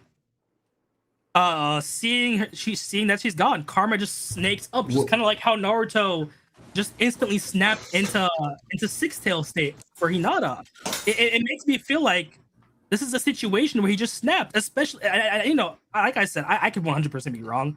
I'm not implying that it's my way or the highway, but it feels like Kawaki is just so shocked, and he's telling Boruto to stay calm, and then he literally calls Boruto, "You fool, damn it," meaning something's gonna happen right now potentially. It just makes me feel like this is the snapping moment, and I feel like it's overdue. I feel like, yeah, sure, we could go the route where Momoshiki can never get his way, but I feel like we need that situation. I feel like we need that Naruto Kushina situation. I feel like Momoshiki needs to take control, and some external source needs to bring him back. Naruto, and but it could be I say Naruto, but I wonder what Bar, what do you think is going to take for Momoshiki, like, or what emotional state do you think it takes for Boruto to reach the point of like no return? I don't think he ever will. I'll rephrase it. Well, you said, because I was listening. I had stepped away real quick, and I like listened to the pod while I stepped away. And you saying like I was like far back into our conversation, but you were saying like it's going to take more than like despair and stuff like that. Like, you don't think that's the cause of it. Like, so like if you don't think that's the cause of it, like what do you think would be the cause?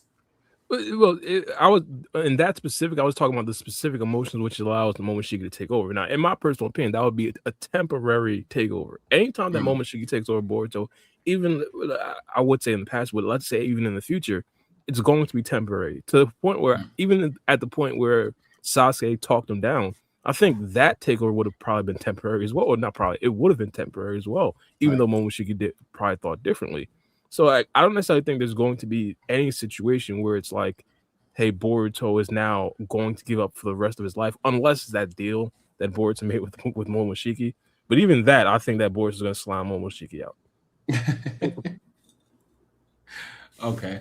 No, I thought like I was just trying to bring it to like one specific emotion, like Because it didn't seem like you didn't think that it was like anything that could like drive him to that point where it's like Momoshiki, he's making it a point to like bring it to like if it's something that's going to trigger Boruto or trigger the point where Momoshiki can take control of Boruto's body for the long term, like a permanent control. Because like Ryzen was explaining at one point that was going to happen. Like, I mean, we can't say for sure, like say if Momoshiki did take control in that point in time, it's a possibility that Boruto could have took control back of his body because, you know, the Karma Seal shenanigans, once Momoshiki did what he did, then he no longer can take full control of Boruto's body just momentarily, like you said.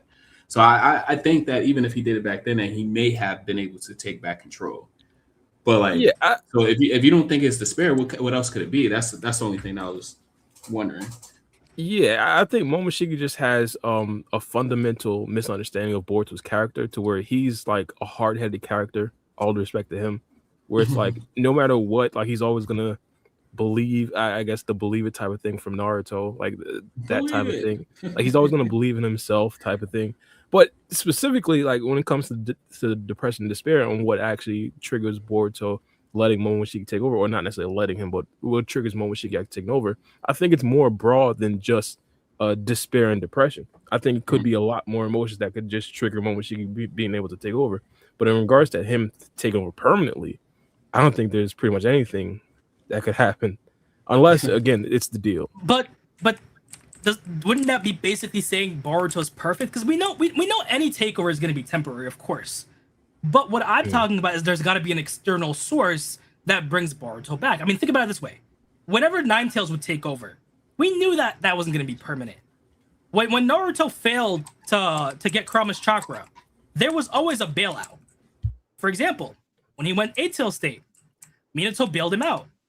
When he tried to take control of Kurama's chakra, Kushina bailed him out. We knew it was going to be temporary, but there was external sources because Naruto himself couldn't solve the Kurama issue.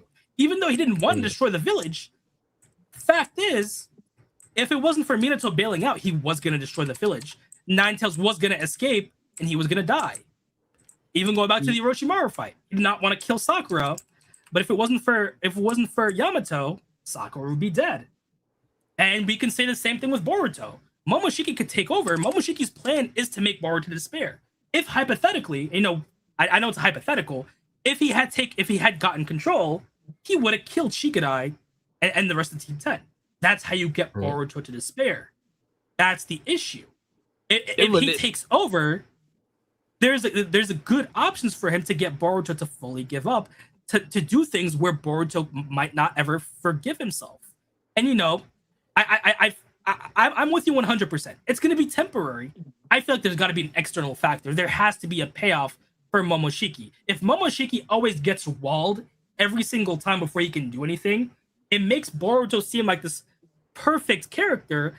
And as much as I hate Kawaki, it makes Kawaki seem like this crazy individual because at this point, barring the stuff that happened as a kid, Boruto has been able to seemingly perfectly keep Momoshiki under a lid. And that just doesn't validate Kawaki, where you have to give him a tiny bit of validation for this for his own resolve. Well, specifically for Kawaki, I don't necessarily think, and there's objectively speaking, this is one of my favorite characters, arguably my favorite. I don't necessarily think he needs to be that validated, to be honest. Even currently, people think he's crazy. I'm pretty much the only person pretty much defending him. Black Uchiha said a couple minutes ago that Momoshiki himself wants to kill Kawaki. So why wouldn't Kawaki want to get him first? But see, here's the issue. That pays off, for example, if Momoshiki takes control and says, Kawaki, you're on my shit list.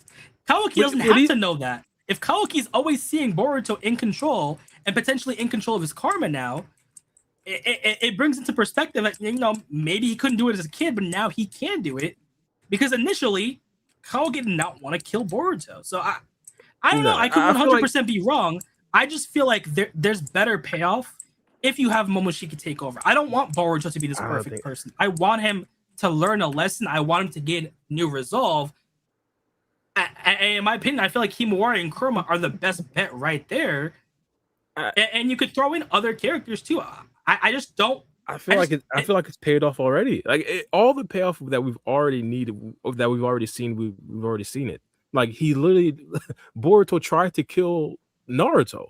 Like, and fans didn't care. It was like, Kawaki shouldn't have done that. Like, I don't think anything is really going to change their mind. Like, I don't think there's really going to be like Kawaki's currently, in my personal opinion, he's justified. And I feel like most people, if you don't think Kawaki currently is justified, you're probably never going to think he's justified. Shit, y'all know how I feel about that nigga Kawaki. But specifically with the Boruto being perfect thing, I get the idea of, hey, if Boruto just is just this perfect guy, it just seems like too fake.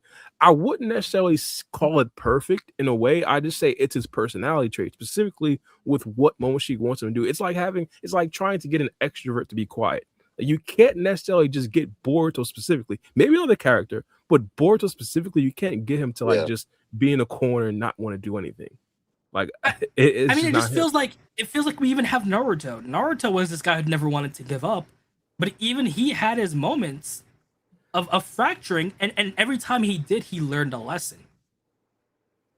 And it feels like to show that you're human, you have to feel emotions. You have to have a breakdown. Sasuke had a breakdown. Naruto had a breakdown. Boruto has had breakdowns before, but he's always had a situation where his resolve got strengthened. I feel like we need that for this 15, 16-year-old Boruto, just like how Naruto had his resolve, and I feel like he might need shit. When you think about it, bro, from the minute he stepped into TBV, the nigga been failing. Like, he came 100%, in, he couldn't stop Cole from doing the thing. He let Juro do what he do. He ended up getting interrogated. That wasn't part of his plan. All this extra stuff been happening. And if it wasn't for him just so happening to be in the village at the time and then talking to Kawaki, he would have died against Jura for sure. Like, Koji would have been right on that aspect. So, like, he been operating on a very, very thin line. So it's like, I would say, like, we got to give him one absolute, because all the things that we praise him for, like, people look at Boruto as like this potential borderline perfect guy. I look at him as like a jack of all trades, and you can spot a lot of the flaws in all of the things that he's really good at. Like the flying Raijin, for instance, things that he can't do or we just completely rule out. Like the whole reason he's in trouble right now is the fact that his pens aren't with Sarada. Had he been able to, you know what I'm saying, maximize his chakra control enough and capacity enough to where he can focus it on someone else, and not only that, tag other people in potential clothing with it, all he had to do was just tag Sarada's jacket and he wouldn't have to worry about any of that, or tag her skin or something like that. Simply like how Minato would do it. But he has all of these shortcomings and all of these things that he's good at. Like, people started to call out, like, at first they were like, oh, Boruto's moving like how they wanted him to move, and then people started to peep his shortcomings. He's relying a whole lot on Koji. You know what I'm saying? He's masquerading a lot of these big brain ideas to where he's just getting information and just tweaking them a little bit, or operating with that said information in simply a different way than initially he was instructed. So he has a lot of things where he's like, it's kind of like going back to his character, because one of the things that Naruto and Sasuke used to argue about was Boruto and his potential in being a ninja. And Sasuke was like, yo, he got it in him. And then Naruto was like, bro, like, one of the best things Naruto said about Boruto's character, he was like, he's too worried about having new clothes. And we see when Boruto at one point in the anime and in the movie, he walked past like the mirror or like the glass of the store, he noticed the dirt on his uniform and he just brushed it off. It's like, you could apply that to his personality or to the way he learns things. Like, he makes it look good, but he's covering up essentially the bad or the dirt that's really underneath it all. You feel me? So I don't know. Like, giving him that mental edge on, like, I think that's great, because Momoshiki was always gonna fail, bro. But I feel like we also got to take into consideration that Boruto right now hasn't fully considered the consequences of having his cake and eating it too. He's been messing with Koji's plans, but so far they've all been paying off. In his mind, he was able to save Konohamaru because he went off script. He was able to do all this stuff because he went off script. Now he's going off script, and he might not be able to save Sarada. That's a situation he's gonna have to live with. I feel like he has to take a deep look with himself, even with Momoshiki. Momoshiki, at the end of the day, is still a problem that needs to be solved. I feel like this might be a situation that resembles Naruto's situation. Ninetales was always a problem. Even when he learned Sage Mode, the Ninetales was always gonna be a problem he had to solve. He sees Hinata, he fully snaps. He gets bailed out by Minato, and that's when he gains more resolve. That's when he's able to look into himself. That's when he has the conversation with Pain. That's when he comes to an understanding. And at the end of the day, it causes his character to grow physically and mentally. I feel like we're getting to the point where we need that for Boruto. We need a fall, basically. We need right now Boruto is at his high, but he has cracks. I feel like we have to crack that foundation to build upon something new. For example, if Momoshiki takes over, you could potentially lose that goodwill. And even if you don't, now you have the village who was already against him fully going against him, which means Boruto now has to work harder with his new resolve. And I feel like with Himawari there, with us still not knowing stuff about Kurama, it's that perfect storm for questions to be answered, but also for us to get payoff over what Momoshiki said and potentially move forward a bit after Momoshiki, where, yes, Momoshiki might not be a problem anymore in the grand scheme of things, but Momoshiki's actions caused a super problem. Potentially Kawaki even skewing further into the deep end, further into insanity, potentially getting the scarf, potentially moving things along. And we still have the flash forward where it seems like Kawaki is shocked that Boruto has controlled the karma. We know, I think Uchiha mentioned this before in the last pod. Kawaki hasn't seen Boruto willingly use the karma. The stuff with Mamoshi never caught Kawaki's eye. So if the flash forward is him being shocked at him using the karma, and we have this flash forward of Kawaki potentially facing Momoshiki, there might be a situation where in this Kawaki's mind right now, Boruto still can't control the karma. But of course, I could be wrong. I just feel like this needs to happen for Boruto's character, in my opinion. I like where you're going with it. I don't mind it going in that direction. My thing is, it got to get, like, Ikemto got to mess it up a whole lot more. Like, right now, it's still too clean. You feel me? I mean, there's stuff on the board. Like I said, I like how you keep on bringing in Himawari into the equation, because that's a good card right there. Right now, Sarada being gone, that's enough for Boruto to basically play in his head with the idea of, is she dead? Is she not? Is she fighting Hidari? Is she fighting Ko? Like, he can ruin that situation himself off of thought alone. But we gotta, like, push it further, like throw a whole bunch of more mess in there to justify it, because Momoshiki going crazy in the village right now, that would be like, regardless of what happens, where do we go from here? You feel me? And my idea, like I brought up in the last pod, Kawaki seeing Boruto right now, potentially even under the guise of his deal with Momoshiki, and Boruto misremembering or just not really thinking about the fact that Kawaki is yet to see him or hear about Boruto actively using the karma and having control of it, mistakenly uses the karma in front of Kawaki. Kawaki is not gonna ask no questions. It don't matter what conversation they're having. It don't matter what they're doing. The minute he sees that karma spread on Boruto's hand, it's going to be a cyborg blast from the palm.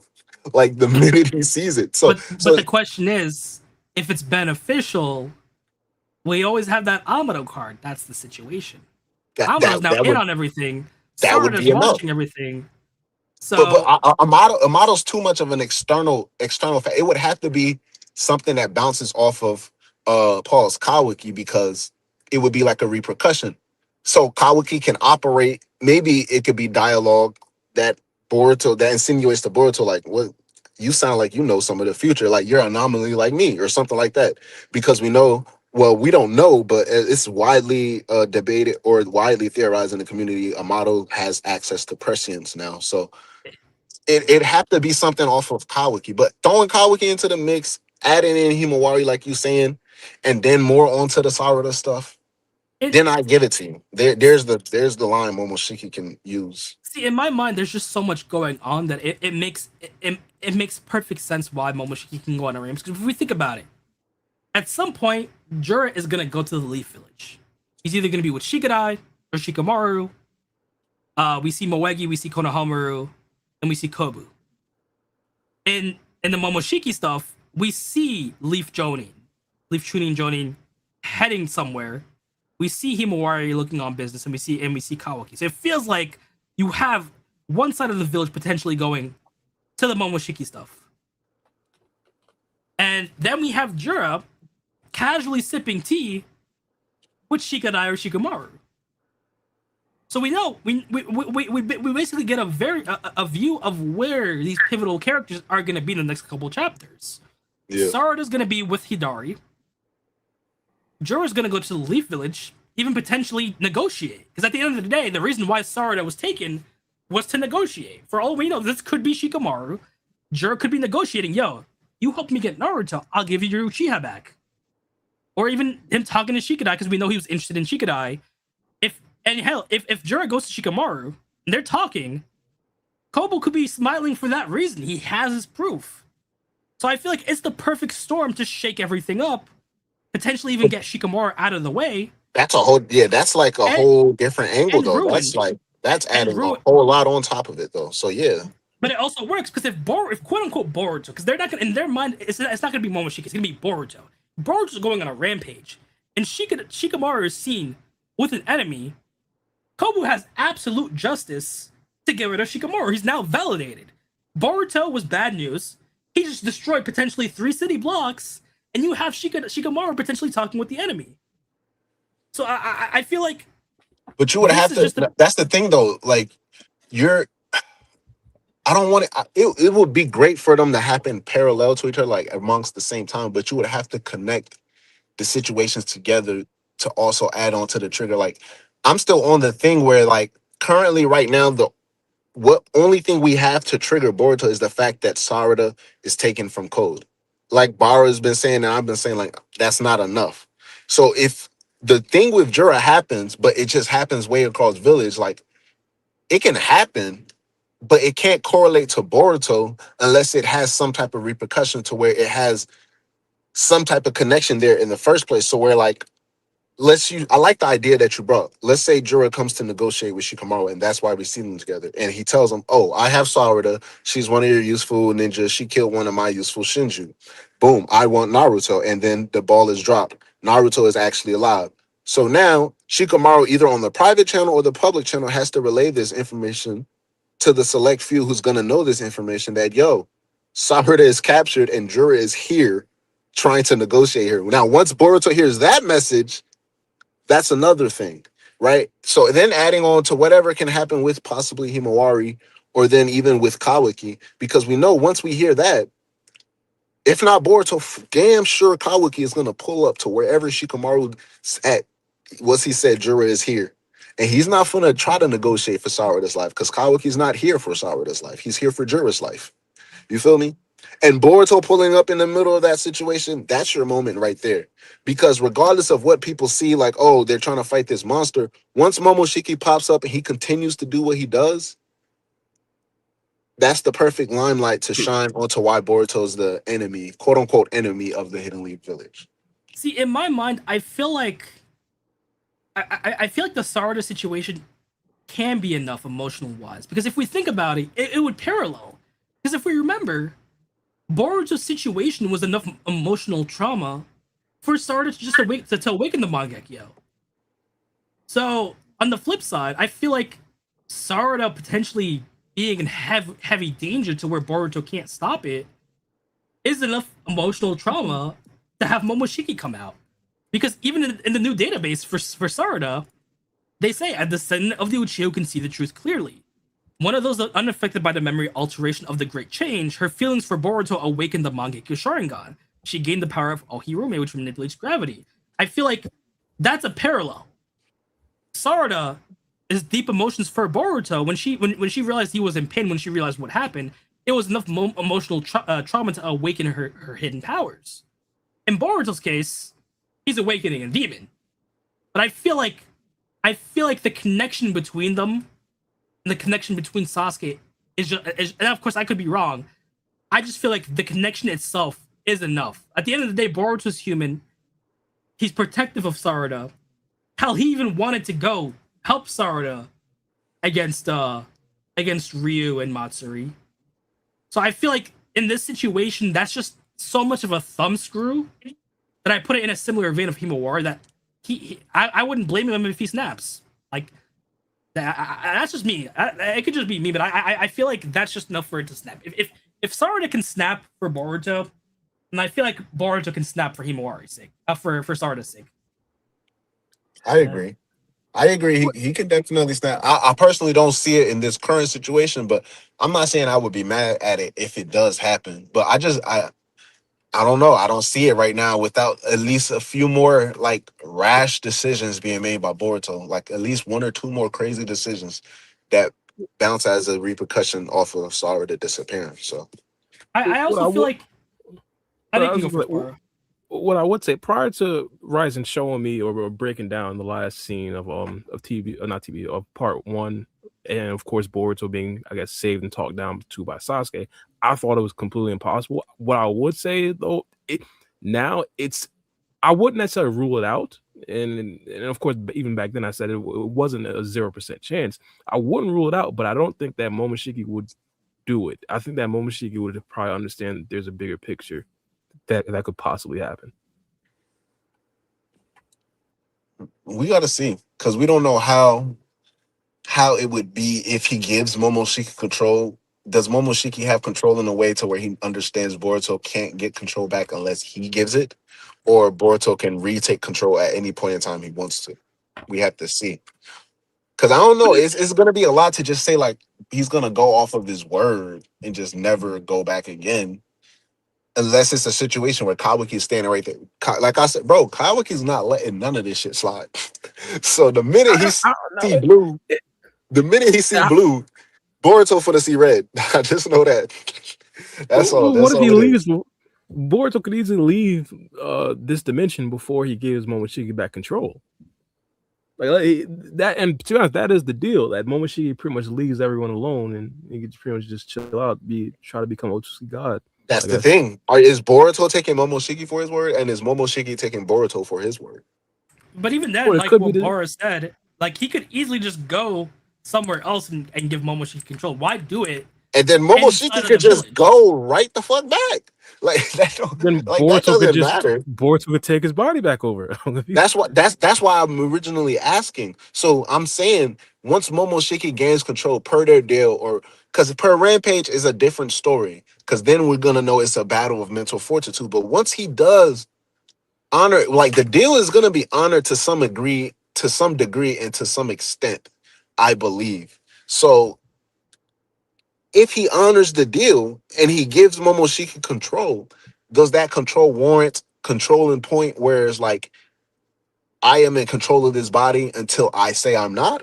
Or is it I'm in control of this body, but the way I'm in control, Boruto can take back control at any point in time? That's what I'm asking. Where does that borderline lie? It should be the latter. Because again, it is Boruto's choice at the end of the day. I feel like Boruto's just saying, even currently, I feel like he could relinquish control of Momoshiki if he wanted to, but like I don't think it'll be a permanent. The way we talked about earlier, in this situation, Boruto is by his own volition, I guess, making it permanent by his own judgment and choice. So you don't think that? I'm thinking like low-key Ikemto showed us the future vision where like Borushiki has the full horn again, because that's gonna be the only way. Like he's gonna have to snap that horn a second time. We also gotta remember that when Boruto had a phenomenal mental state, this man was laughing at jokes, laughing at Sasuke. When they fought Code, he did try to activate the karma, and he realized that it was a bad situation. Like he shouldn't be doing this. So it's implying that if Momoshiki does take control, it would be really hard for Boruto to get it back. Like once he's like base Boruto, fine. Momoshiki's not getting through him unless his mental state's dead. But once he gives Momoshiki those keys, unless Momoshiki's actively giving those keys back, it's a tug of war. If Boruto keeps his mental state. I don't know. That's what I'm asking. It's hard. Yeah. We've seen Boruto debo the scene already. Like we've seen it multiple times where he just took his body back. All due respect to Momoshiki, he is that guy. But it is Boruto's body at the end of the day. I feel like he's the default. Like, he is the default, and that's why base him can't be taken over anymore unless his mental state done for. But we gotta remember, it's gotten worse and worse. And even Kawaki tells him during their meeting that it's getting even worse. Because back then, Momoshiki would take control when Boruto was low on chakra. Once you fill up his reserves again, Boruto will wake up, and then he broke his horn, and then he fully woke up. But then we have the code situation, where Momoshiki just took over as a side effect of the pills. Boruto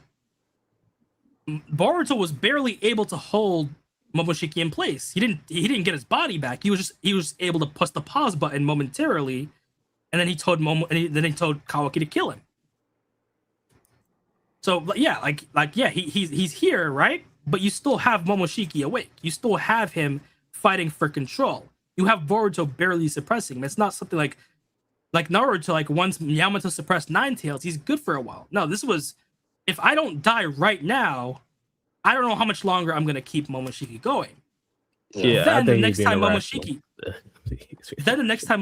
takes over, Momoshiki willingly gives control back to Boruto because he already did what he needed to do to get omnipotence to happen. So if we go, I think chapter 78.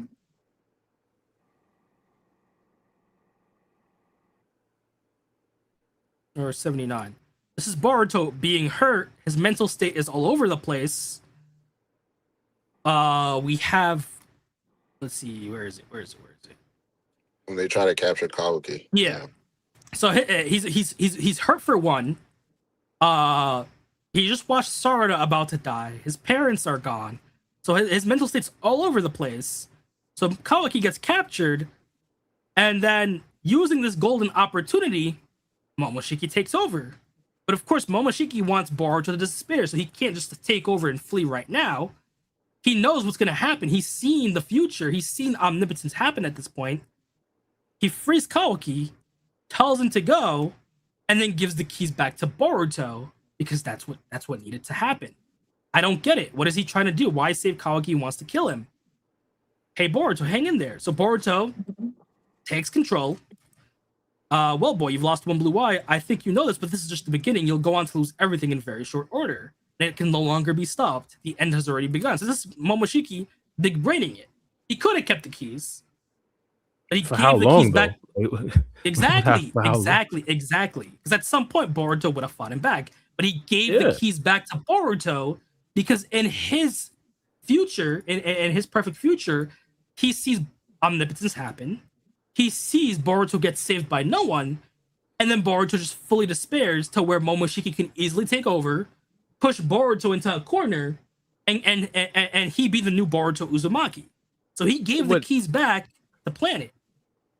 Yes? But again, I just fundamentally don't think that Boruto has the personality to despair and just be in a corner. In a situation like this, where Boruto, let's say, wants to take the keys back in the future after he already gave Momoshiki the keys, I don't necessarily think Boruto was just going to be able to take his body back. We even talked about in this situation we were just talking about, where Boruto probably could have retaken it, even though Momoshiki did give him back the keys. Even in prior situations, we've seen the internal struggle and Boruto being able to take the keys back. But see, here's the situation. Once omnipotence happened, he was losing. He couldn't fight at all. And, at that point, Shikara's dead. Shikara's dead. Chocho's dead. Ito You know what dead. Momoshiki did wrong? You know what Momoshiki did wrong at the end of the day, bro? Mm-hmm.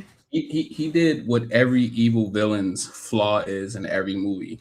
Monologue. He told the character his secret plan. So this is what I'm going to do. This is how I'm going to do it. So he gave up everything. Special? Exactly. And There's respectfully, this comedian named Tony Baker that does a dope ass bit on that. It's just funny. Exactly. And respectfully, yes, Boruto is that character who wants to keep going. But, Naruto faced similar situations where he almost fully fell into despair to Nine Tails. Of course, his situation is a whole emotional spectrum, but he also fell into hate and fear to the point where Nine Tails was going to fully break free, regardless of if Naruto wanted to hurt his friends or not. But that's a temporary decision where if Naruto truly wanted to do something crazy and make a temporary decision, he could permanently mess himself up. But that's not Boruto. If Boruto makes a temporary decision to give Momoshiki the keys, that's not permanent. He could take it back. I mean, if we remember, Momoshiki did see this as a potential future. So, in his mind, from the tableau that he saw, I don't know. Boruto was gonna lose the will to live, and it's supported by him literally saying that Sasuke is the one who ruined it. The Uchihas ruined his plan for the last time.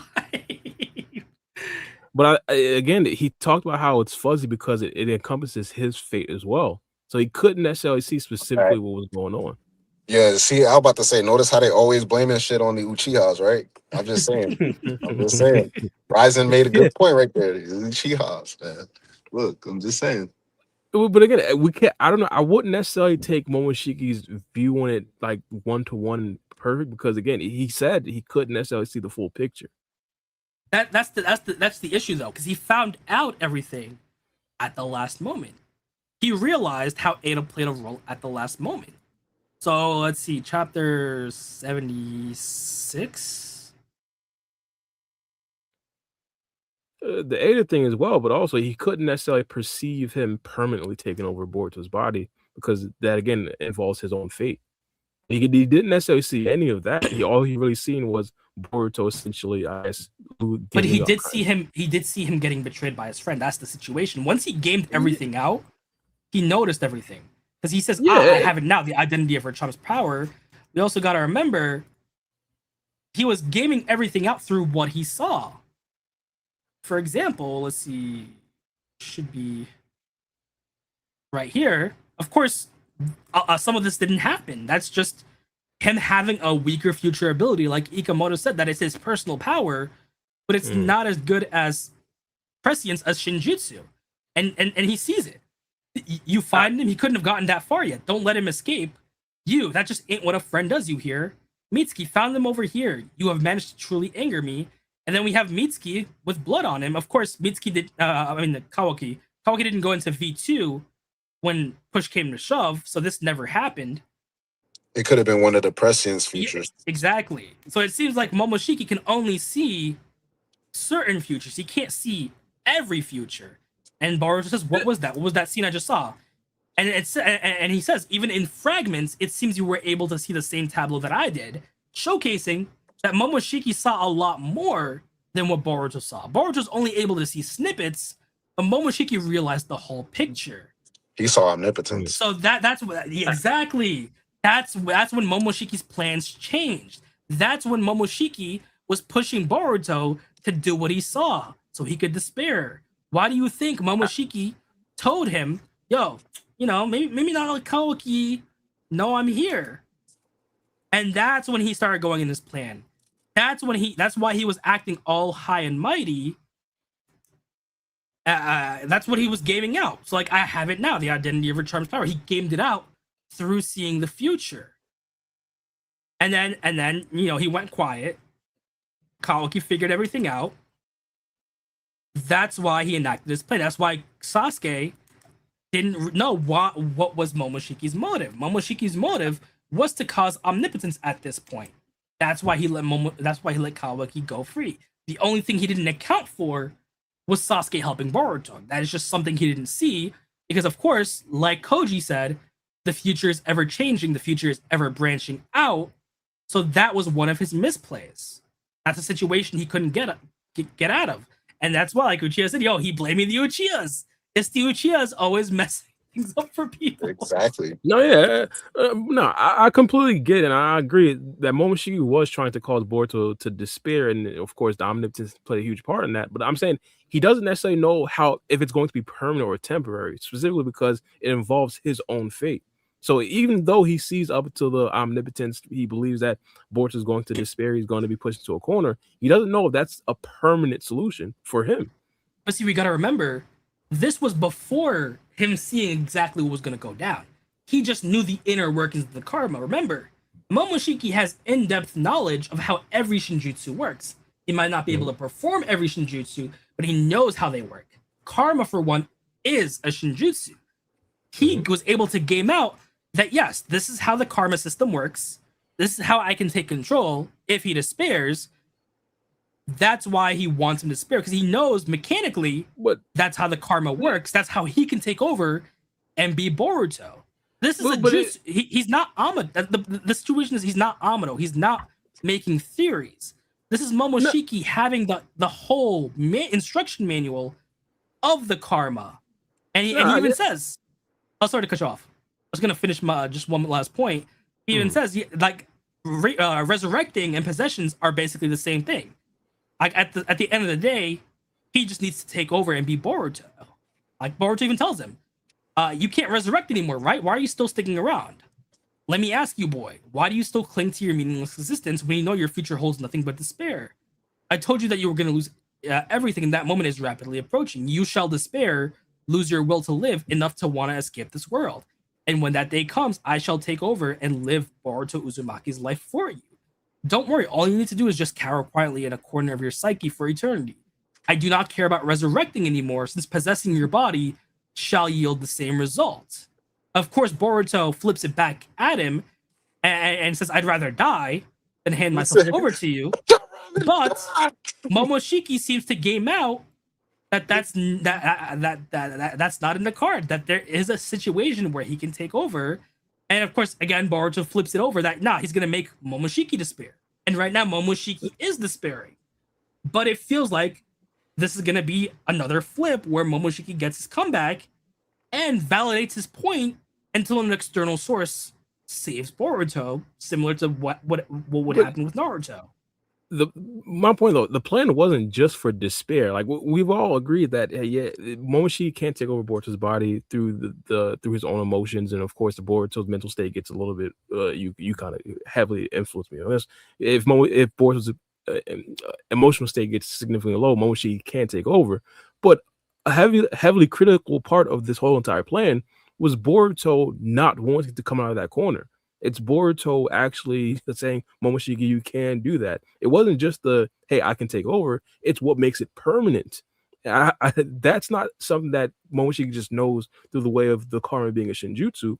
That's just something he believes can happen.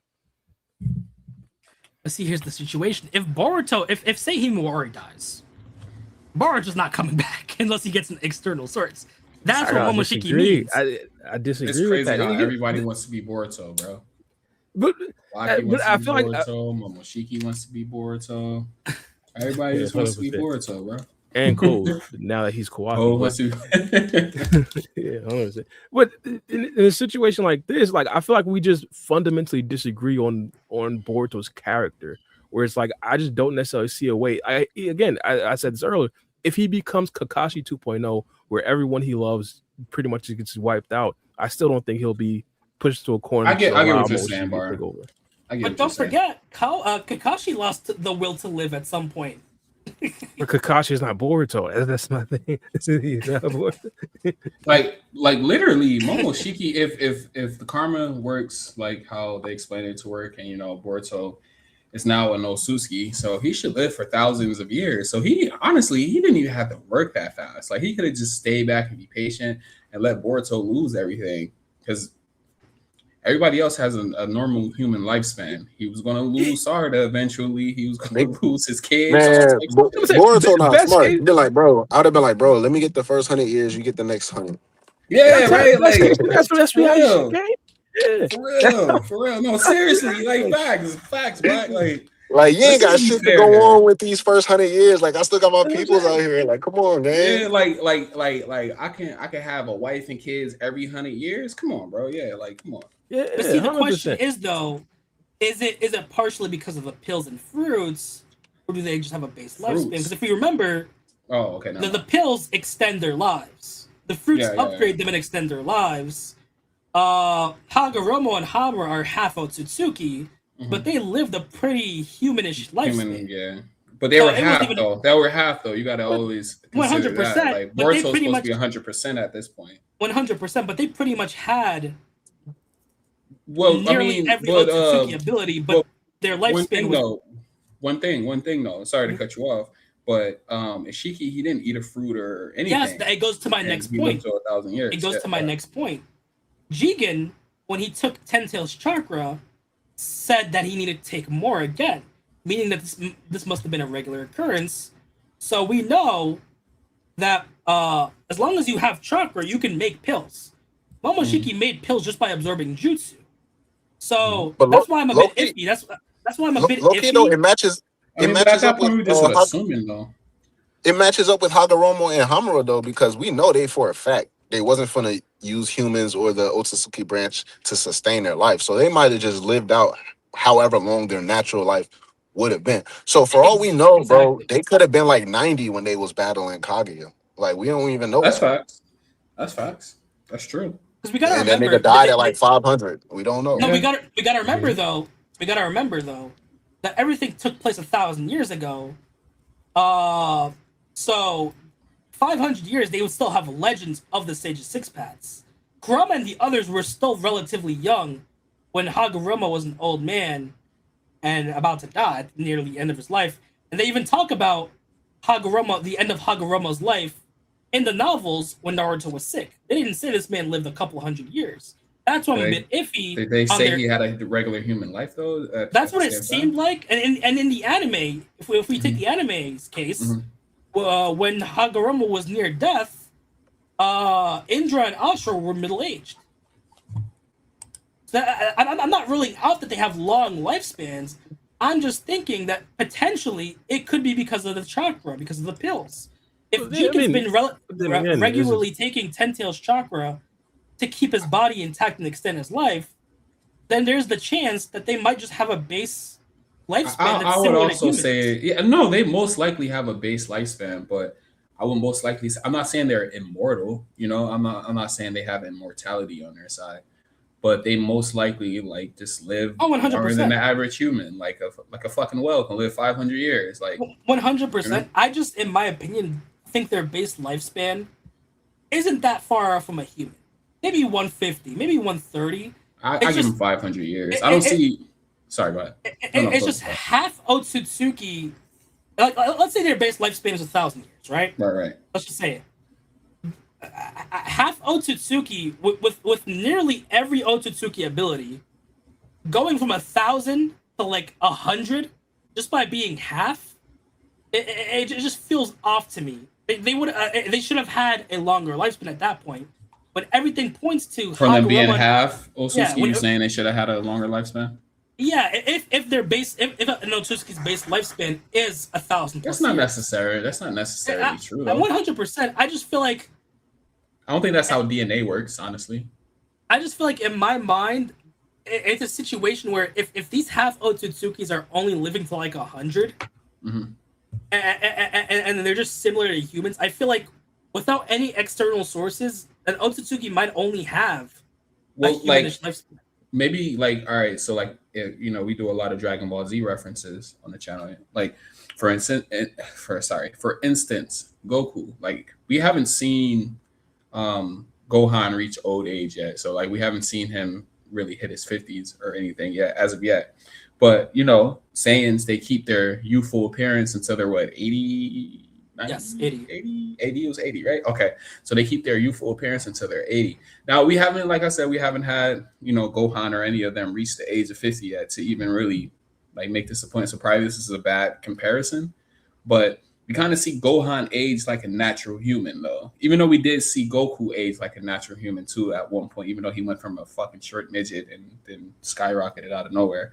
But it could be that, like, they take certain aspects of their like Saiyan heritage, like their Saiyan DNA, like they can still go Super Saiyan, they still have super strength and stuff like that, but they don't have other qualities like the age aspect and stuff like that. Like they're still fall short of those.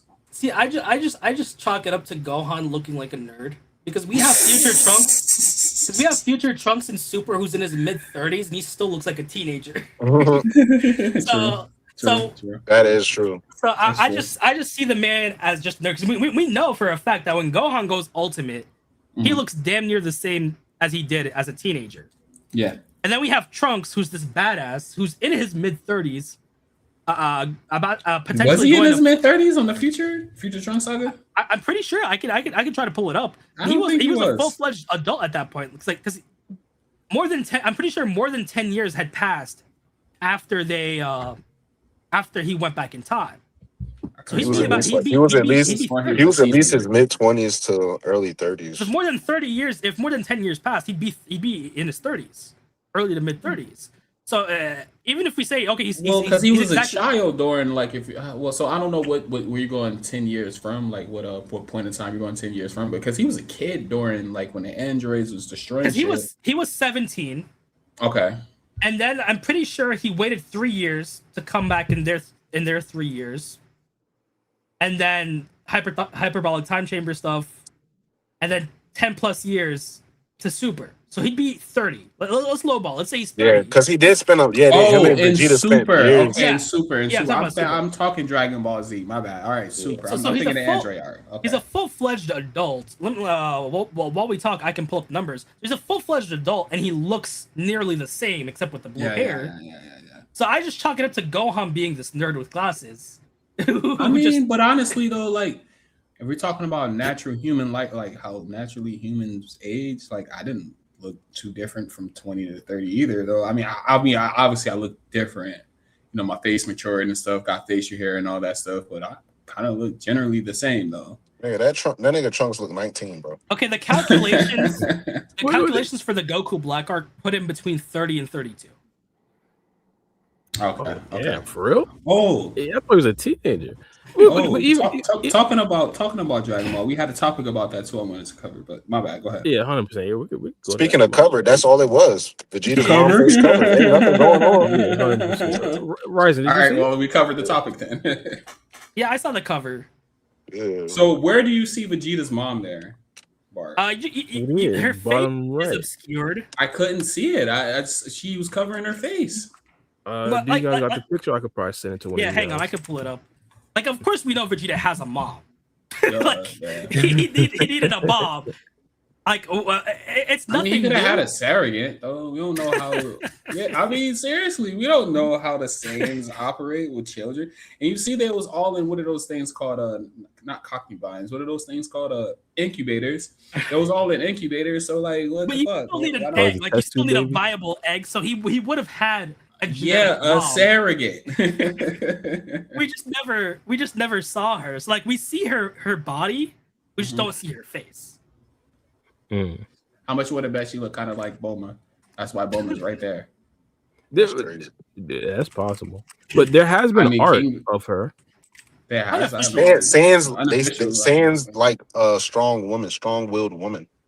So that's why all of their wives are like kind of. They would punch they dome in. Did they keep that with the retcon? Because I can't remember. Fucking brother. Yeah, Chi-Chi will knock the nonsense. No, not Chi-Chi, Goku. but Goku's mom. Because they introduced her in the Broly movie. I can't remember. She's of the same race, so I would figure like they're just. It's just in the culture. Like a like all the nice woman, but I don't know. Shit. Well, let's see how nice she is during the training session. Maybe it's something like that. See how nice she is during the training session. But Chi-Chi seemed nice too to everybody else, but she'll whoop Goku ass. So I get it. She knocked some sense into Goku. Yeah, that's true.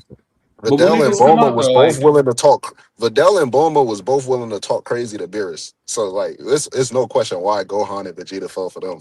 So I've been hearing a lot of whispers though that we getting Dragon Ball Super is coming back. Like it's supposed to be starting off with the Moro arc. Like I've been seeing, I like because I still like follow YouTube channels and stuff. Even though I don't be watching it, still pops up in my recommends. It's coming back with a remake of the Beerus movie. Yeah. I think like 6 episodes. I heard about that already. Yeah, I heard about that one already. But it's gonna continue after that. Like it's gonna continue the story, I guess. But at the very least, they're doing the Beerus and they're remaking some. No, they're doing the Beerus and then they're hopping straight into the Moro arc. I thought they were gonna do Frieza too. I could be wrong though. Because I did remember seeing the Moro announcement though.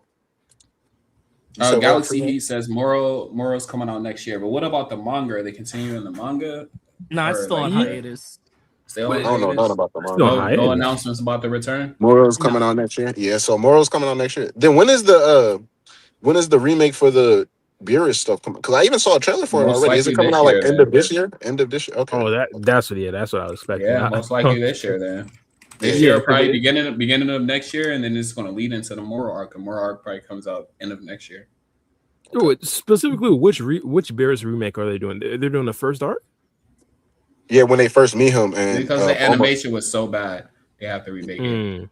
Yeah, like the Battle of the Gods movie or the anime episodes, I guess. So they're basically like skipping. They're saying it's dropping in October. It's dropping this October.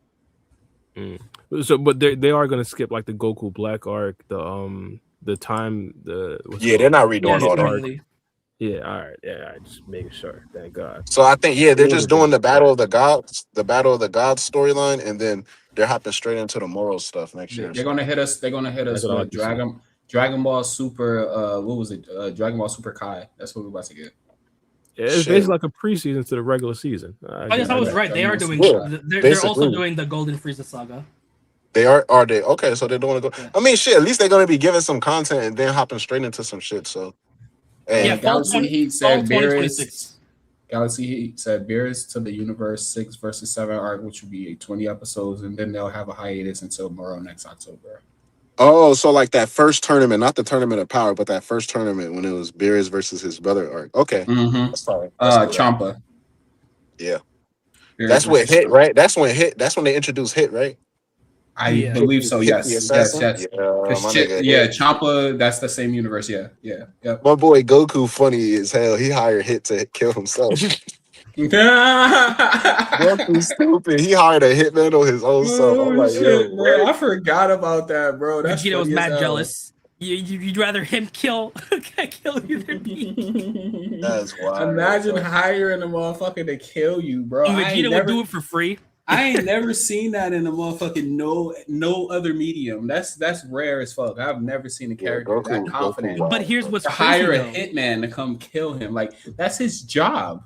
A known nigga that can stop time at that. For real. Like, what the fuck? Like, you don't know what the hell is going on. You could just be sitting there drinking some tea or some shit, and the next thing you know, well, you ain't gonna know shit because you're gonna be dead. But here's what's crazy though. Vegeta would have did it for free. Yeah, but he knows Vegeta ain't strong enough to do it. That's the thing. Nah, he know Vegeta too honorable. He would have like, yo, Kakarot. Yeah. Like he would have came up and so face to face, and it would have been a big battle. He said, "I'm trying to get caught lacking. I'm trying to see if I can get caught lacking." Exactly.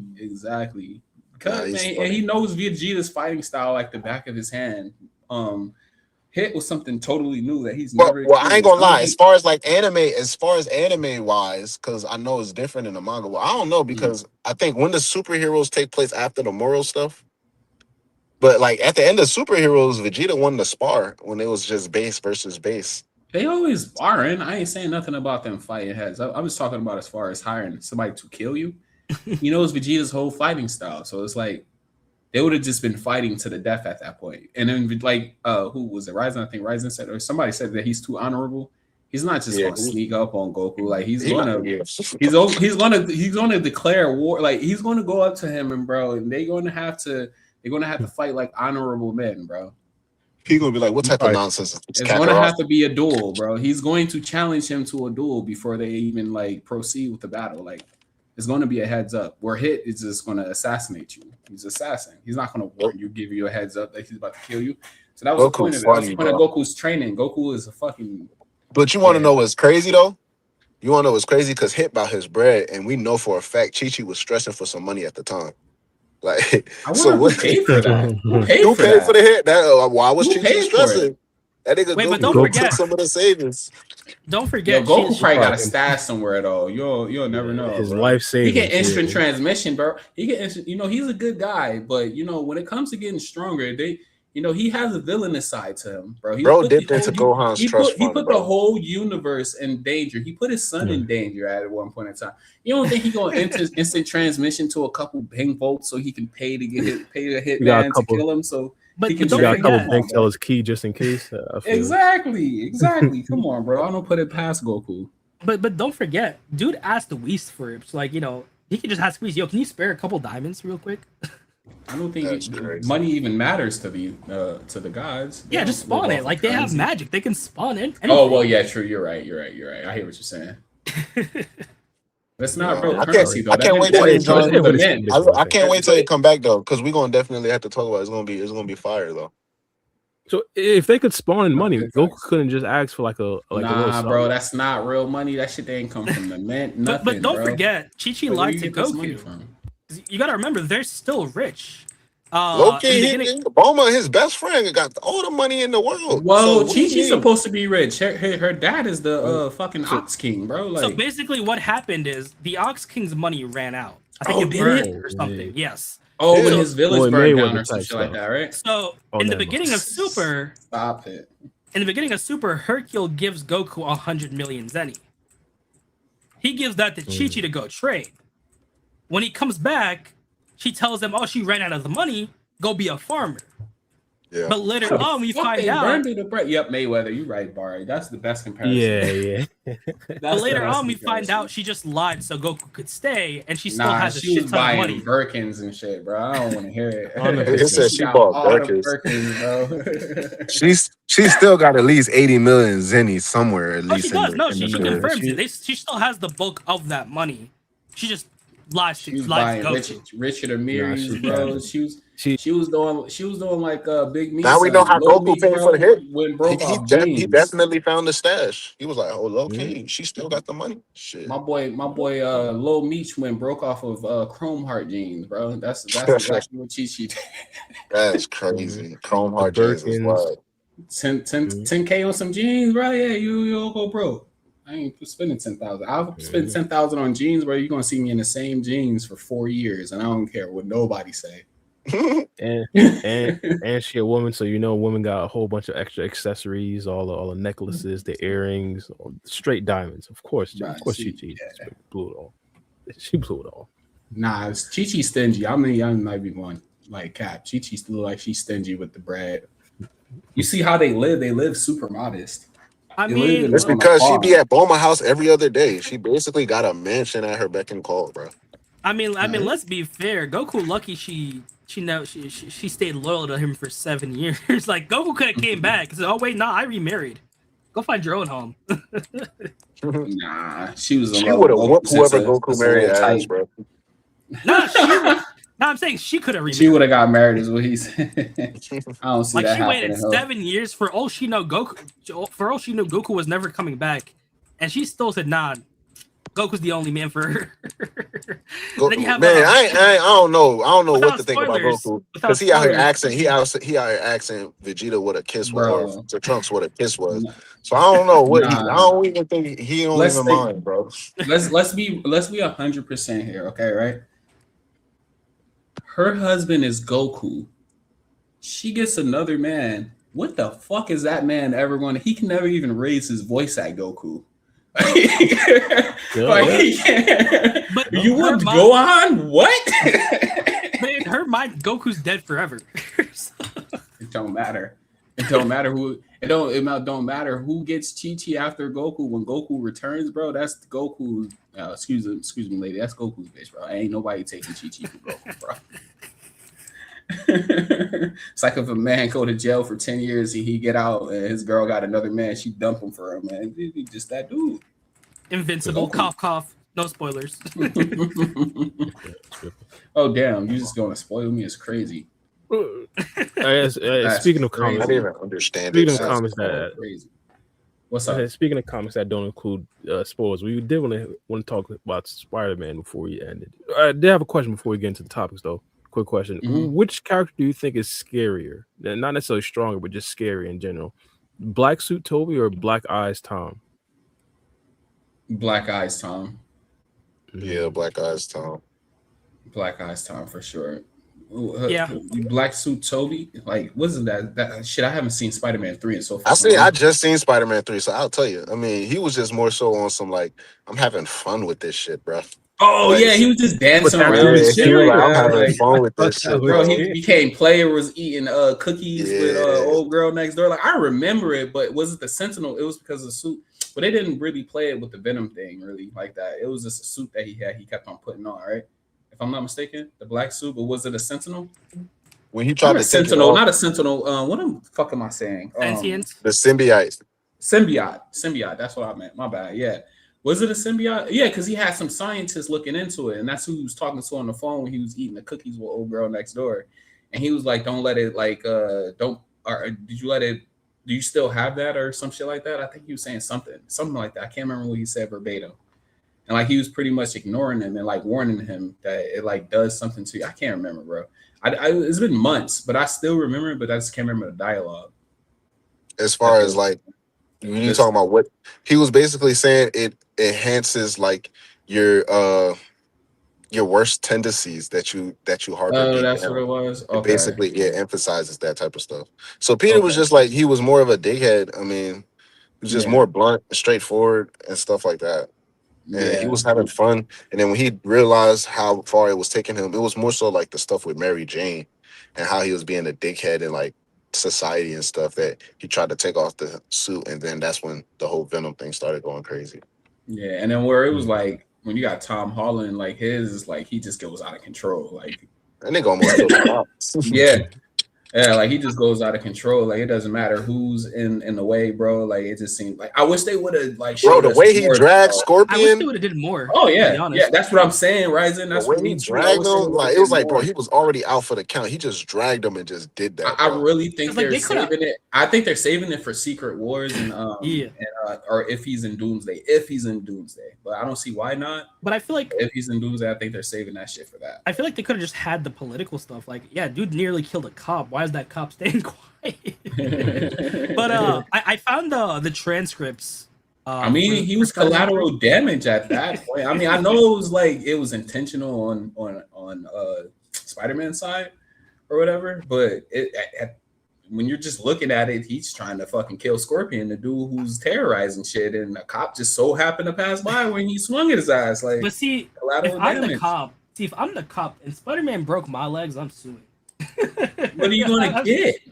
I don't care. There's no shot Spider-Man not rich. You better sue Tony Stark's company or some shit. I'm going to J. Jonah Jameson. I'm gonna do a whole interview. This man Spider-Menace broke my legs, destroyed my career. Right, you better go after the Stark Industries because you ain't getting shit from. But I can't even do that because they forgot Peter Parker. They know Spider-Man. You said Spider-Man. And Spider-Man, the thing, what's it called? There was a deleted scene where we found out how Peter gets his money. He's a delivery driver.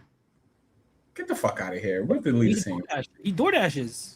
Get this shit out of here! Get the fuck out of here! Play that deleted scene. No way. I just don't doubt a second. No, you gotta know he's bullshitting me. Yeah. And then for the bullshitting me. Play this deleted scene. Stop it. And then for they literally parade him around schools to give talks and stuff like that. He's on the news.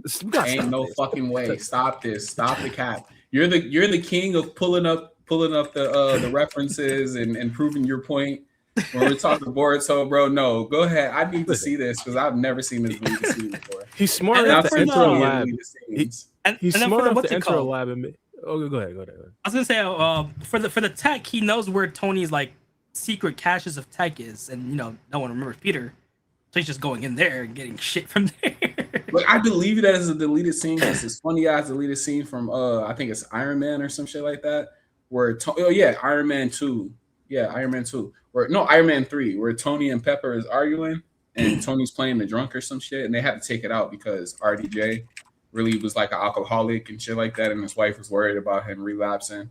So they was like trying to cut the because they was supposed to like redo the Demon in the Bottle or something like that comic book from Iron Man. That was supposed to be Iron Man 3, where it was like battling with his alcoholism or whatever. Anyways, to make a long story short, they had this funny ass one where he's like he's barfing in the toilet, and then Pepper tries to give him some Motrin. He was like, "Why are you trying to give a grown man Motrin?" Pepper, I am not on my goddamn period.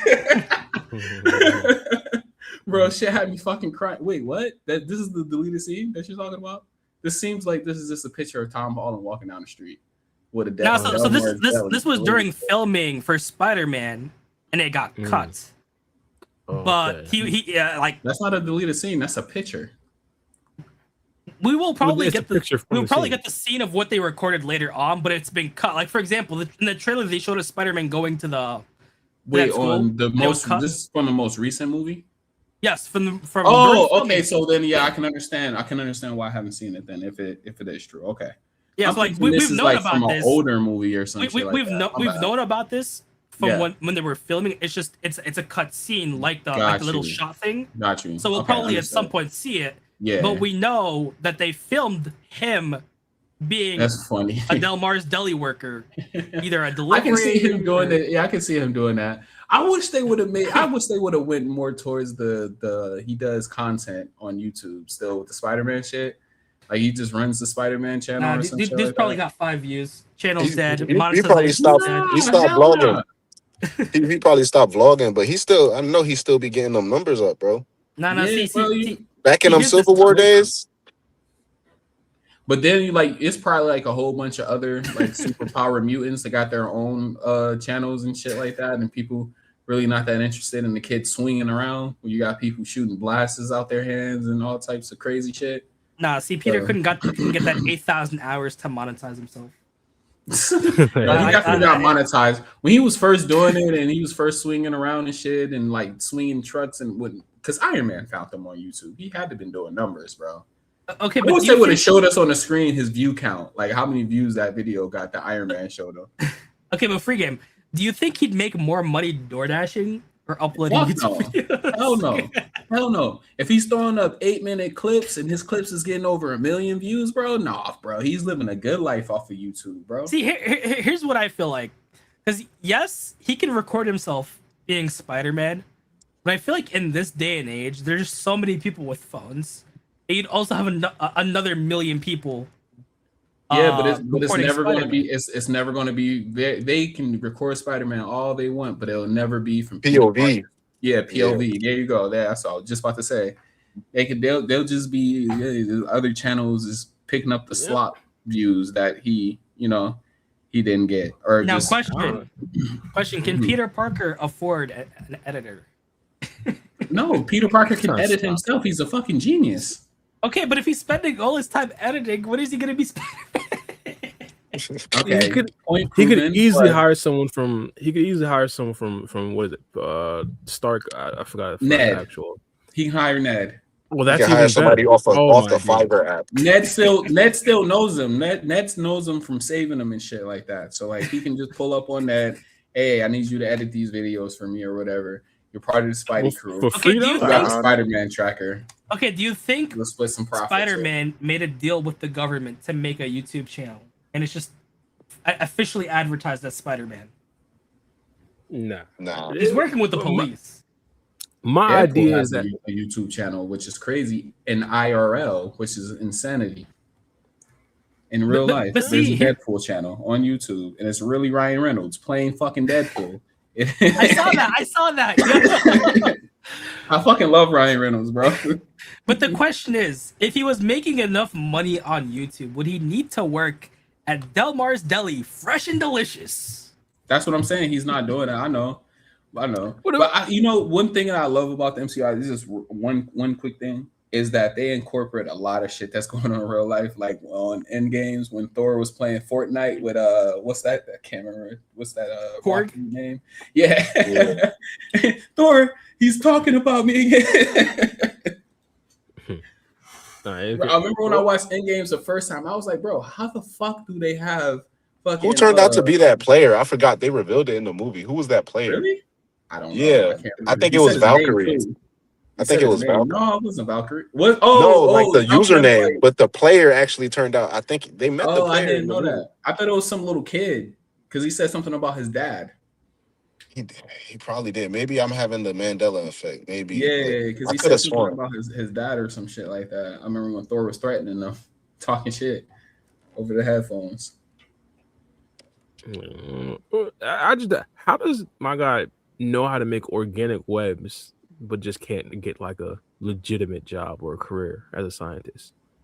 That's what he was trying to do. That's a full-time job, bro. You Spider-Man at the same time too, bro. Honestly, that's what he was trying to do. He was trying to go, like, you remember, he was trying to go to college, bro. Like, he was trying to go to MIT. Like, he lost the roadmap. Yeah, and he doesn't have a degree, so he can't just come in at a place like, hey, like, I just want to start working here. You know, his resume. He don't got no resume. We also got to remember no paperwork behind it. We also got to remember that the point of the movie is. Go ahead. I was going to say real quick that the point of the movie was he was suppressing Peter Parker. He was focusing almost entirely on being Spider-Man. Yeah. And the whole point of the movie is him remembering that he's both. That's why he says, when he's asked, are you Peter Parker or Spider-Man? He says both. That's when he fully accepted himself. That's why his mutation fully stabilized, because he finally fixed that inner turmoil he had with himself. He didn't have to choose to be one or the other. He could be both. Yeah, 100%. My thing specifically with Peter Parker's character, my personal opinion, the upset. No, I won't call it obsession because, of course, it's Spider-Man. Of course, you have to continue it. I was recently informed that his relationship with MJ was only 4 months. It's been 2 whole movies now since like, and he's just trying to say his whole entire life is just revolved around, and Ned as well, but mostly MJ. But you got to think about it. He also spent the time skip with her. They just weren't dating. So that time skip was over a year between Homecoming and like Far From Home. Like and months they of were friends that whole time too, right? The whole time. Yeah, and they was on the summer break going into their senior year, and then they finished out their senior year. So it was at least like they spent time together. It's just a matter of like you spend time with the girl. Now you got to get the girl. You got the girl. That's the time you spent with the girl. Is the time. And he knew her. Like if you remember in part one. In part one, he knew her. He was just going after some other chick. Yeah, in part one. That makes the bond even more questionable. Like I feel like first thing first, Spider-Man does a very good job making it very clear that Spider-Man loves MJ, and I think some movies don't necessarily do that. They tell you that rather than show you. Yeah. But I haven't necessarily seen like a lot of good moments for him to harbor that like adoration for MJ. Am I tripping?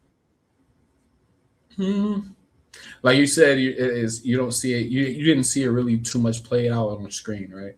Basically, is what you're saying. I guess we kind of seen the 4 months on the screen, but it was just 4 months.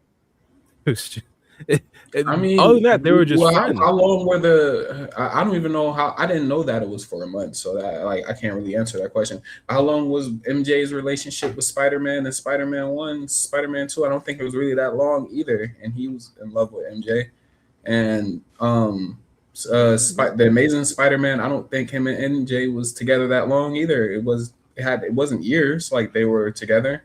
It was a very short period of time in each movie. Loki, this Peter, like Tom Holland's Peter and his MJ, they've had the most solid relationship out of all three. Like they spent at least time together where they enjoyed their relationship. Yeah, to be fair, I don't fully remember Tobey Maguire. I say Andrew Garfield. I mean, him and Gwen, like they got together during the first movie, and then it was the whole thing with his dad. So then he really had to dump it, really, when it was getting good, bro. Yeah, he had to dump it, but he still pursued it, though. He dumped it for like how long, bro? And then he was like, he couldn't. He ended up like still going after her and shit, and then regretting it at the end because she ended up dying. But listen, but that's the thing. They exactly that. So I'm saying like Tom isn't there. They had a good relationship and it ended because of a decision he made, like repercussions from him trying to get them into IT and messing with this whole magic stuff with Doctor Strange. So it's like, up until that point, they was having a pretty good relationship and they had a good vibe. Oh, okay, yeah, true. So it was like it was good. It was great. And they didn't have anything. That was the only reason why they're not together is because he made that wish. That's literally it wasn't no complications in their relationship. They was talking about their future together. Okay, I got you. I hear what you. Yeah, you spin. My bad. Feel me? Now it's different because like MJ, you see her personality. Hey man, you gotta do some convincing, Peter, or she gonna have to get those memories back, my boy. We on some omnipotent stuff. So I had a question, bro. Like before we end, so why the fuck do you think that Spider-Man can beat all the X-Men, bar? Well, first things first. That was just jargon. I was trolling, to be honest. Oh, I was serious. Nah, that was not serious. I was like, what? Yeah, I should have known he couldn't have been serious. Like, you didn't even know who Cyclops was. Like, yeah, 100%. I think Spider-Man could be Cyclops, but yeah, I'm not sure what's really good. Well, first things first. Do we think I forgot the octopus guy, Doc Ock. Do you think he's going to be in it? What, Doomsday? Doomsday? Yeah. Well, at least they say he's supposed to be in Doomsday. No, they say he's supposed to be in Doomsday, bro. They say they start off in like I don't know. It's rumors. It's rumors. You know, it's rumors. But they said that some of the leaks came out, like of the script or whatever, and they start off in what's his name, Tobey Maguire's, because they say that Tobey Maguire's coming back as Spider-Man, and in this movie, and his world is the first one that suffer an incursion. You're supposed to get Spider-Man versus Wolverine in Doomsday. Spider-Man, Wolverine, Spider-Man, Wolverine. I want to say Deadpool, but don't quote me on that. And Doc Ock. Okay. If the situation is a 2v20 instead of a 1v20, I guess this is potentially better. But let's be honest. All the respect. What are you talking about? A 2v20? Do you think Doc Ock wouldn't help Toby? You talking about in what? Like, versus the X-Men? Yeah. Like, is that enough? I don't think that's enough. I ain't gonna say it's enough. I think Magneto's supposed to be there. I think Magneto, they say Magneto destroys New Jersey. And I think that's in Toby's universe as well. What, in the Doomsday? See, look, bro, that's why I be staying away from leaks, because nigga pop in a movie and then he don't destroy New Jersey. They be like, oh, niggas be disappointed. The actor said that. Yeah, but, they don't keep every scene and shit like that. Like, just how they said that, Spider-Man was a Uber driver and then we never got it in the movie. So we may not get it in the movie, but that's what they said, though. The actor said it. The dude who plays Magneto, the old dude who plays the old Magneto, he said he destroys New Jersey. Oh yeah, I saw Chief that. Keef probably planted that. Chief planted that. We gotta stop this. Chief Keef planted that is crazy. But I thought that when I first heard that too, bro. but in a situation like this, I swear Chief Keef gonna bring that up when it happens. If it happens in the movie, bro. I swear to God, probably would. He gonna have 100%. It in one of his music videos. Yeah. But the big thing about Doomsday is everyone's saying that Toby's going to die. Do you think he's going to die? No. Damn, why are people saying that? Well, let me not ask. Why? What you mean? Why? Let me not ask. Nah, I don't know. I don't know. That would be crazy. Well, it's not even people. People's not really. I thought he was gonna be in Secret Wars too, though. Yeah, exactly. From what I've been seeing, because I've been kind of tapped. I be tapped in. They said I don't want to spoil anything, but I'm about to spoil something. But they say that Loki, he's supposed to be like getting his team together or whatever, and because they go to Toby's universe first because that's what a first incursion suffers, and the X-Men have to choose either their universe or Toby's universe, and of course they choose their fucking universe. So they have some planets, they have these devices where they can destroy them. You remember how the TVA when they prune universes and stuff like that? Like they have those devices like that, how the TVA had. Remember in Loki when they were pruning the whole universe black? So yeah, I know what you're talking about. Yeah, so they choose it as either their universe or Toby's universe. And what the fuck was I going with this again? What was the question? My bad. I don't know. I was about to say, nigga, that's pretty specific. I was like, shit. I'm cooked right now. Where was I going? Oh no, okay. Loki, before his universe gets destroyed, Loki takes him back to the TVA and shit. That's what I heard. That's when I was watching those leaks or reading those leaks. But it can be completely wrong. It was leaks, but I don't know if they like some of the shit happened, like as far as like the trailers we got and stuff like that, and the official, like when they admitted to a lot of things. So a lot of those leaks ended up being confirmed, but I don't know about the full thing. I was gonna say, bro, the trailer itself though, like the nigga Doom is moving different, so it don't. Mm-hmm. All that other stuff don't even matter. Like the way that nigga Doom is moving, it's light work. It's light work. Yeah, I gotta get more familiar with this. Somebody sent me like a list. I think it's the runes. Somebody sent like a list. I forgot what it was, but I believe it was Marvel or some actual Twitter, an official Twitter account put out like a list of movies that you had to watch before. Oh yeah, Marvel had updated the thing on Disney Plus, so it's a list of movies like The Road to. Oh, they got it on Disney Plus, so they listed. Man, I don't want to watch some movies they got on there though, because that's what I mean. Because all of the movies are. That's where they got the list from. It's because that's how Disney Plus listed it. That's where they. It was like from Marvel. It was like 20 of them on that list, and one of them was just X-Men. Like just It was no, X-Men, because it was the first X2. It started with X-Men. X. Yeah, It X-Men. started with X-Men and X2, yeah, and then it just went. No, I forget how the X-Men's list. on there. It's just you X-Men. got it. It No, was but X2. it's encompassing Let me see everything with X-Men X-Men. there. Let me They see. took I can pull up the list. Hold on. Let me see. 2 I was about to say, seasons of somebody pull up Loki. the list. Like, To watch before. It didn't have like all of the movies. It had certain movies. No, it's not all of the Yeah. movies. Okay. Like it didn't have. It didn't. I don't think it had.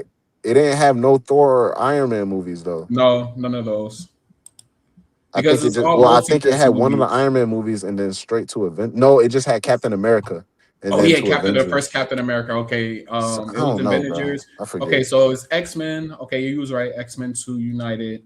Captain America, the first Avenger, because Steve shit. Rogers plays a big portion. And the only reason why you got to watch X-Men and X-Men 2 is because they're going to be the cast from the old Fox X-Men is going to be in Doomsday. So like that's why you got to watch that. The Avengers, because you got to understand the first team up, of course. And then the Avengers, Infinity War, and Endgames, because that leads right into Doomsday. Loki season 1, even if it wasn't a share part your of. screen right quick. I want to see the list. Oh, I'm not sharing my Yeah. screen. I am so No. sorry. I thought I was. My bad. My fault. No, straight. Stop share screen. Hold on. Oh, I just didn't put it up here, bro. I'm cooked right now. I'm fried. My fault. My friend gave me a L, and now I'm fucking fried. All right, so yeah, so X-Men, like I said, is because their Fox X-Men is going to be in there. Captain America, because like Steve Rogers is supposed to be playing a big part. And you got to know about Peggy Carter, his wife. And then the Avengers, because you know that's how the whole fucking shit starts off. And then Avengers Infinity War and Avengers Endgames, that's the 2 movies. They're like both pretty much continuations of each other. So you gotta understand that. Thanos' arrival, Infinity Stones, time travel, Steve returns, and Tony Stark's death. And in order to understand Loki, you have to watch 2 Avengers. seasons. But it's bro. But bro. Like I remember at one. No. Hear me out. I hated Loki as a character. I think somebody had to convince me. It might have been Black. I think Black convinced me to watch Loki. And I actually watched Loki, bro. And the shit is so good, it's going to fly by, bro. Like you'll probably sit there and binge a lot of the fucking episodes. Like it's super good. How long are the episodes? 20, 23, 20? Yeah, they're not like hour-long episodes, I don't believe, if I'm remembering correctly. Was Black it will probably Agent have of to Shield? I correct me think on that. Agent of Shield had like 50-minute episodes, something like that. Agents of Shield is a good ass show though. Like if you It got is, time, it is 100%. But you watched it? thinking, Oh, crazy. I watched a that couple of shit- seasons. I didn't watch the whole thing. But because it starts getting corny as fuck after like I think season 3. No, I think I stopped in like season 2 or something like that. Yep, you're good. You're good. You've seen the best seasons. Oh damn. You've seen the best season. As long as Loki's episodes aren't like that, it's not too crazy. But this is insane. If we talk about 15 things I gotta watch, and some X-Men, but it's good. But most of it is movies. The only one of them is a TV show is Loki. But that's still crazy. 15, but 10 movies is crazy, bro. But the movie come out. The movie come out in December. You can't watch 15 movies before December. Matter of fact, you right. It come out December 18th at that. So if I literally got 8, 9, 10, 11, 12. You got 4 months, like actually like literally 4 months in total. Because we're just like on the 19th today. Oh, so I think if you started today, then you can think Black would have backstage, my bad. Oh, my bad. Let me bring him up. Because I was asking him something. And It's hey, I was here the whole time. I was like, yo. My bad. I didn't know because I'm sharing my screen and I was reading something. And I have 2 screens. I should utilize them. That's so stupid of me. But Black, how long is Loki episodes? I can't remember. They're not longer than I'm about to say it's only like 12. Right? I was gonna say it's only 12 episodes. Like, and it's not. I don't know why they cut it into 2 seasons. It's like 40-minute episodes. It's like 40-minute episodes. 45 minute episodes. Okay, all right. But it's only 12 among the 2 seasons. Yeah, it's 12 episodes in total. Yeah, it's not that literally long. Each season is 6 episodes. I like to hear. So episode 1 is 50 minutes. 50 minutes. And then I think that was like the intro episode though. Episode 2 is, let me check. They're probably all 45 to 50. They probably like so. All right, so at least an hour an episode. All right, so it's like a little short Yeah, so film if you want to break it up. if I just do a little, if y'all saying the most is 50 minutes, so if I do a little 50 times 12, that's 600 minutes. Episode 2 is The way he's doing the math is crazy. I'd say it's what probably two movies. That's not terrible. Yeah, well, yeah. 2-3 movies. Yeah. But I wonder if you, I wonder 3 like is 40. It's like 40 to 50. are they giving this to people who are already like really caught up with the MCU, or is this like for everybody though? Because I can watch these and be totally fine, but if somebody was brand new to the MCU, I think they'll be fucking confused. Like, what the hell? None of these stories coincide. It's supposed to be a cinematic universe, but I guess this is so you can I understand. mean, if they trying to know like every little thing, they might be, but because it's not like. And wait, hold on, my bad.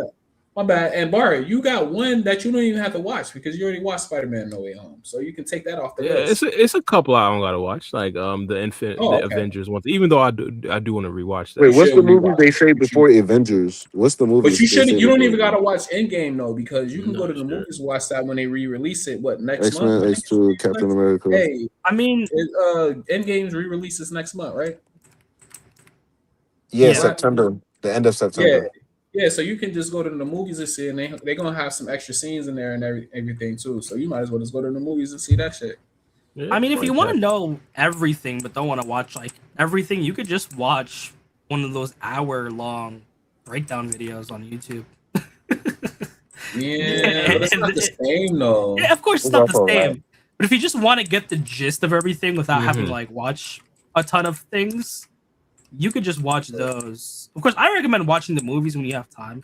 I'm not gonna lie, this is a pretty solid. At the very least, like I mean, you've already seen. I say you should just get the Fantastic Four broke down. Terrible movie. Never mind. Silver Surfer is dope. I'm gonna say like you can just operate with the X-Men stuff off a headcanon. You know the X-Men. Everybody knows the X-Men. No, he does not. I don't know. That's I didn't even know Jean Grey was a character, dog. Crazy thing. I mean, all right, bro. Then you gotta at least watch, I guess, X2 or something. Just watch. You know X2. Wolverine at least. You got to. That's pop culture. Yeah, right of there. course. Like, Yeah, everybody. I know Wolverine. Like, I seen some clips from the Deadpool Wolverine movie and stuff like that. Okay. I mean, you haven't watched the Avengers movies, have you? Yeah, he has. Yeah, I did. Yeah, I did. So you don't even got just start from the list. Like, yeah, go see Endgame. I mean, you seen Infinity War and Endgame, right?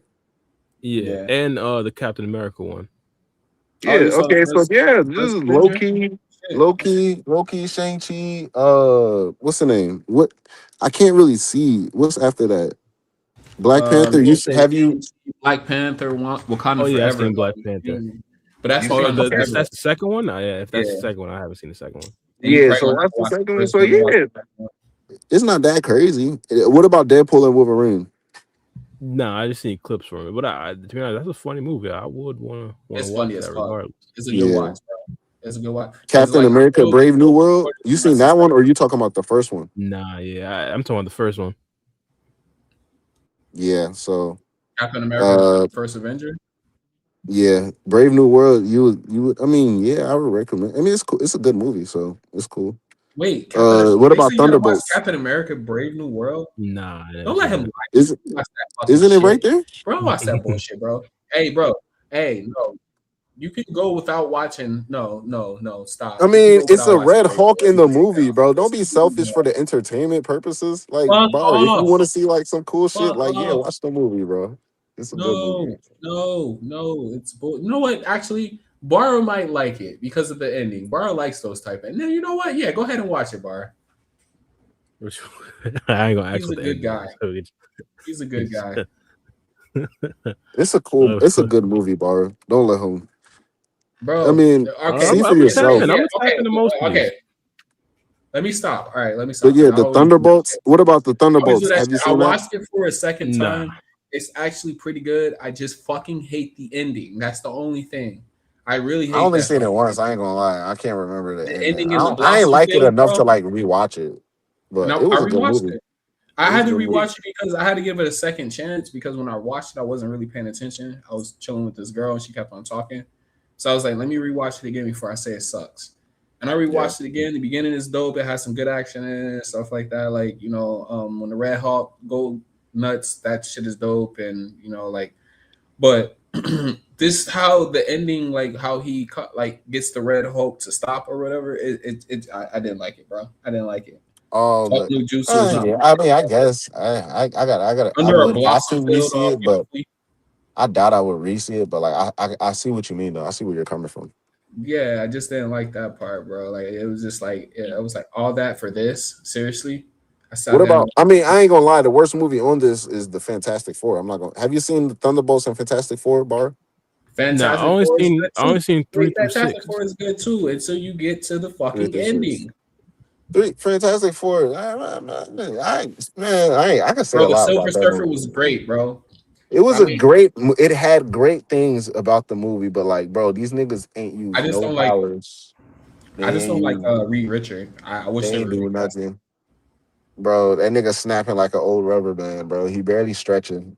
Bro, I The wish only they would recast him. I just don't like the actor. I think Yeah, his I don't name got is a problem Pierce. with Pedro Pascal playing No, Reed oh, his Richards. name is They Pedro just we Pascal. That's barely it. saw them do anything, Nah, bro. man, like I don't like him as Reed Richard. I think he's a great actor. I've seen him in other movies and shit, but I don't think he fits Reed Richard. I think they should have casted somebody else. I think he's gonna really like do good in Doomsday, bro. You Cause like at think? least in Doomsday, at the very least, I'm hoping we gonna see the nigga stretch. Pause. Like I feel like we're gonna see these powers be utilized. Cause like Fantastic Four, that was the main thing. People was like, bro, it was good, but like these niggas was not doing nothing for real. Like it wasn't really nothing going on. You feel me? So, but yeah, Yeah. Yeah. All right, y'all. Yeah. I mean, everything else is pretty decent. Some people have a problem with Doctor Strange and the Multiverse of Madness, but that's another thing. If you're gonna watch that, you gotta have to watch Doctor Strange too first. Yeah, I heard. I mean, I heard if you people. already seen Infinity War and Endgame, low key, not really. But Really, yeah, you you think might. so? Because it Nah, has some yeah, I mean, references because Doctor to Strange Doctor plays such a Strange, big but part in not both of much. those movies. I mean, Not unless you want to know It his was more of a origin and how. Wanda story, honestly, than a Doctor Strange story. Like that was the thing that the actor who played Doctor Strange had a real big problem with. Because if you notice in Doctor Strange in the Multiverse of Madness, it doesn't build Doctor Strange's character anymore. Like it builds other people's characters. Wanda, Yeah, the girl who was like punching through universes, what her name? America, I think her name was. America Something like America Chavez. Yeah. Chavez. Yeah, like her, they was building up her character more. Like so it was for other characters more than it was a Doctor Strange movie. But he had like a problem with that because he didn't get no growth in his movie at all. Nah, I see what you're See, saying. I, Yeah, I, yeah, I see. I mean, if the actor's saying that, you can't argue with that. But yeah, I see what you're saying. It was a good movie though. it's decent. It's decent. Yeah, Yeah, we watched it a lot about movies and like what happens in the behind the scenes and stuff like that. Like I yeah. didn't know Iron Man. A lot of Iron Man was the first Iron Man. A lot of that was what do you call that shit? Improv. I never really even seen that full movie, so I can't even. I Oh, can't even. bro, it's Nah. supposed to be. It's one. Well, I've honestly, only like seen I've one only of the seen top Iron Man 3, everyone's. bro. I've only seen Iron Man 3, bro. Oh, you gotta watch Iron Man 1. That's fucking fun. That's crazy, bro. Oh, That's where the most I'm the saying at famous least. reference came from. Tony made this with scraps in a cave. oh, I've Yeah, I'm seen saying that at least. meme. I've seen that meme though. I've Yeah, seen that's that where it meme. comes from the first movie. Yeah, 100%. He was like, Mhm. he was trying to make him build. He was like, but I'm not Tony Stark, sir. He said, "But I'm not Uh, Tony Stark." I got it. I shit. The movies I really seen, like Captain America, was gracious because like it was one of those things where I think the school I was at the time they showed the first movie. That's the only reason why I seen his first movie, and the second one. I'm not gonna lie, because I don't know why that school loved Captain America so much, but I they didn't showed like both of the those second one. movies It took me a at while, the so I school. get you. So those the only reason I seen Captain America movies. I saw Thor's movies on my own goodwill because I liked obviously the Greek myth and the Norse myth. So I was like, oh, that's a Thor movie. So I saw those. But when I got into MCU and I was like, let me start with the first Avengers movie, the only thing I watched before that was Iron Man 3. And Bro, that was after I already seen Civil War because I was a Spider-Man fan. So I was like, oh, snap. So I was like, yeah, let me go ahead and rewatch. I was like, I'm gonna start with Avengers. Then I watched Age of Ultron. And then I was like, yeah, it was cool. I've watched every one of the movies to the point where I found one movie that I haven't watched, and that was Thor: The Dark World. I think it is. I said I watched it, but I I've fell seen asleep that on one. it. That one Nah, is but bro, it's I good. I go to watch it yesterday, right? Never seen it before. Finally find an MCU movie, especially one of my favorite characters, Thor. Haven't seen this movie before. I have this somebody over and I'm watching it. The second one, it was like, well, how do you expect me to watch this one if I never watched the first one? I was like, I watched the first one like 20 times. I don't want to watch the first one again. So I ended up getting forced to watch the first one for the fucking 21st time, and I still haven't seen Dark World, bro. So Dark for you World is bringing that up pretty. just made me upset. Dark World is pretty good. My favorite is Ragnarok. I'm not gonna lie. I Ragnarok like is still I my like the favorite first too until I I like see the Dark first story. World. I like the first story a Oh, lot the though. first story is dope. Yeah, yeah. Yeah. Watching it again yesterday, I appreciated it a little more, even though I had to watch it for the 21st time. I guess I gotta watch a movie 21 times to really appreciate it, I guess.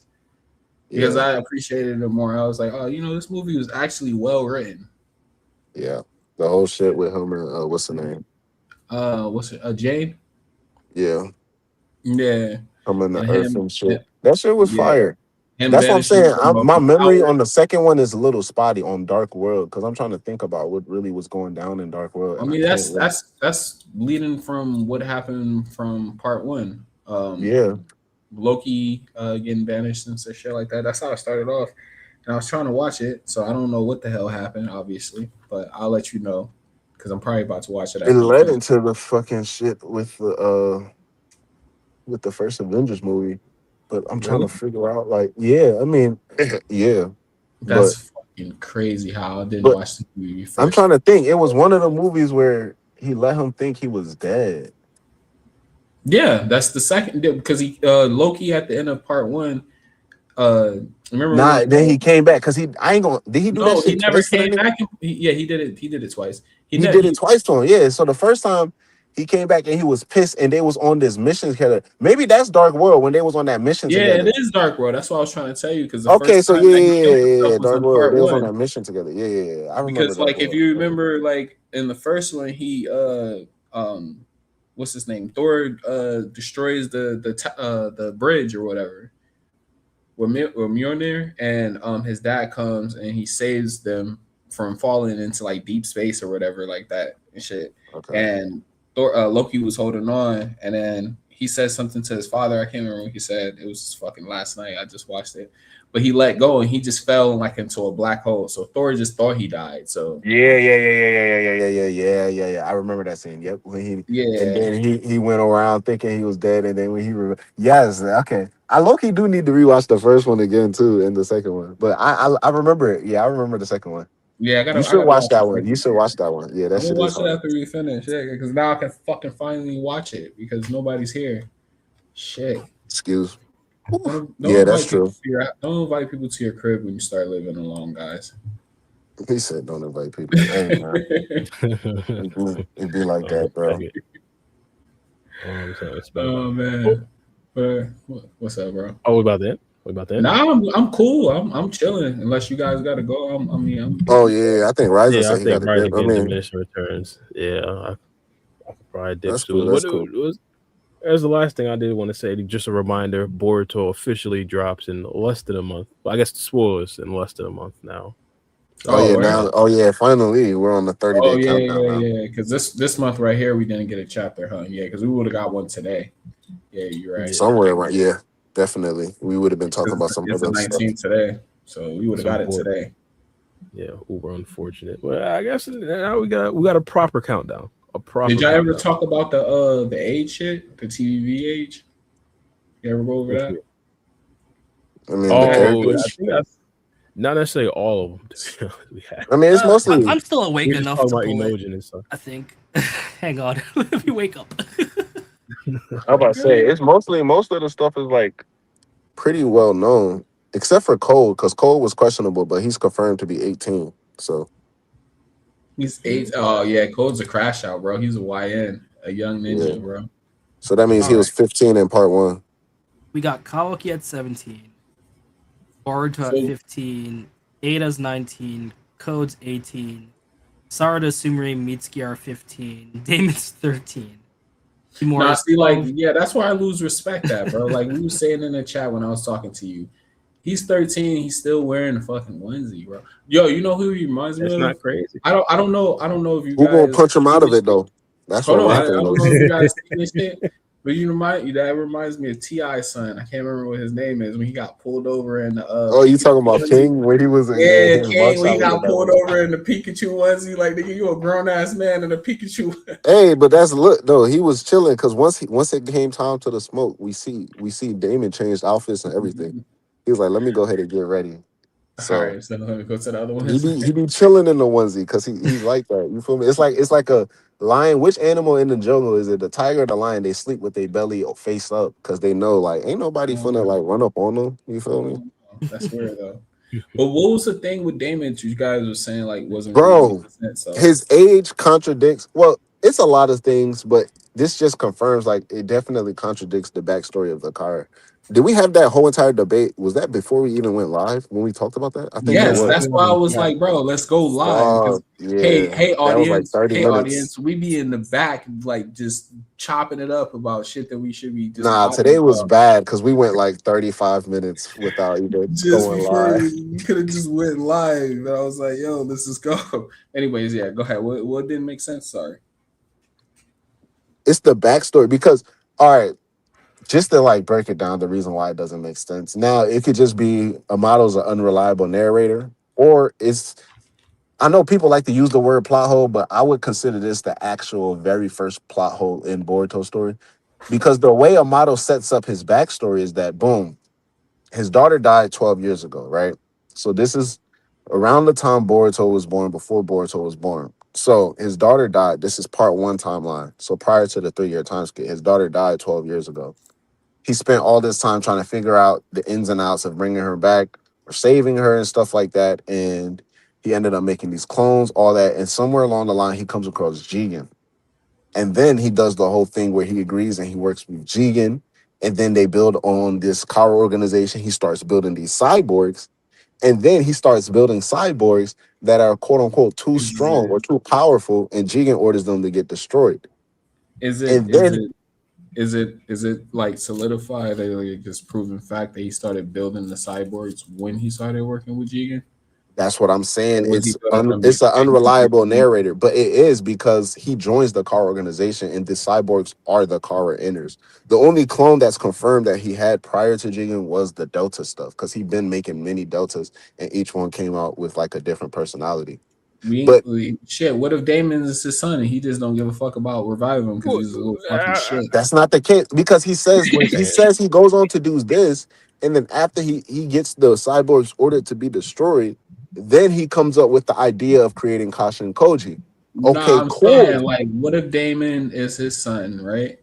And he like got sick when he was like 6 months, so he decided to do the same thing, make a little cyborg out of him. He grew up from there. That's 13 That's years ago. ultimate. That's ultimate That's headcanon. 13. Because That's we yeah, know Damon and ultimate Ada head are candy. blood. Hey, They're blood related siblings. So is Ada his daughter as well?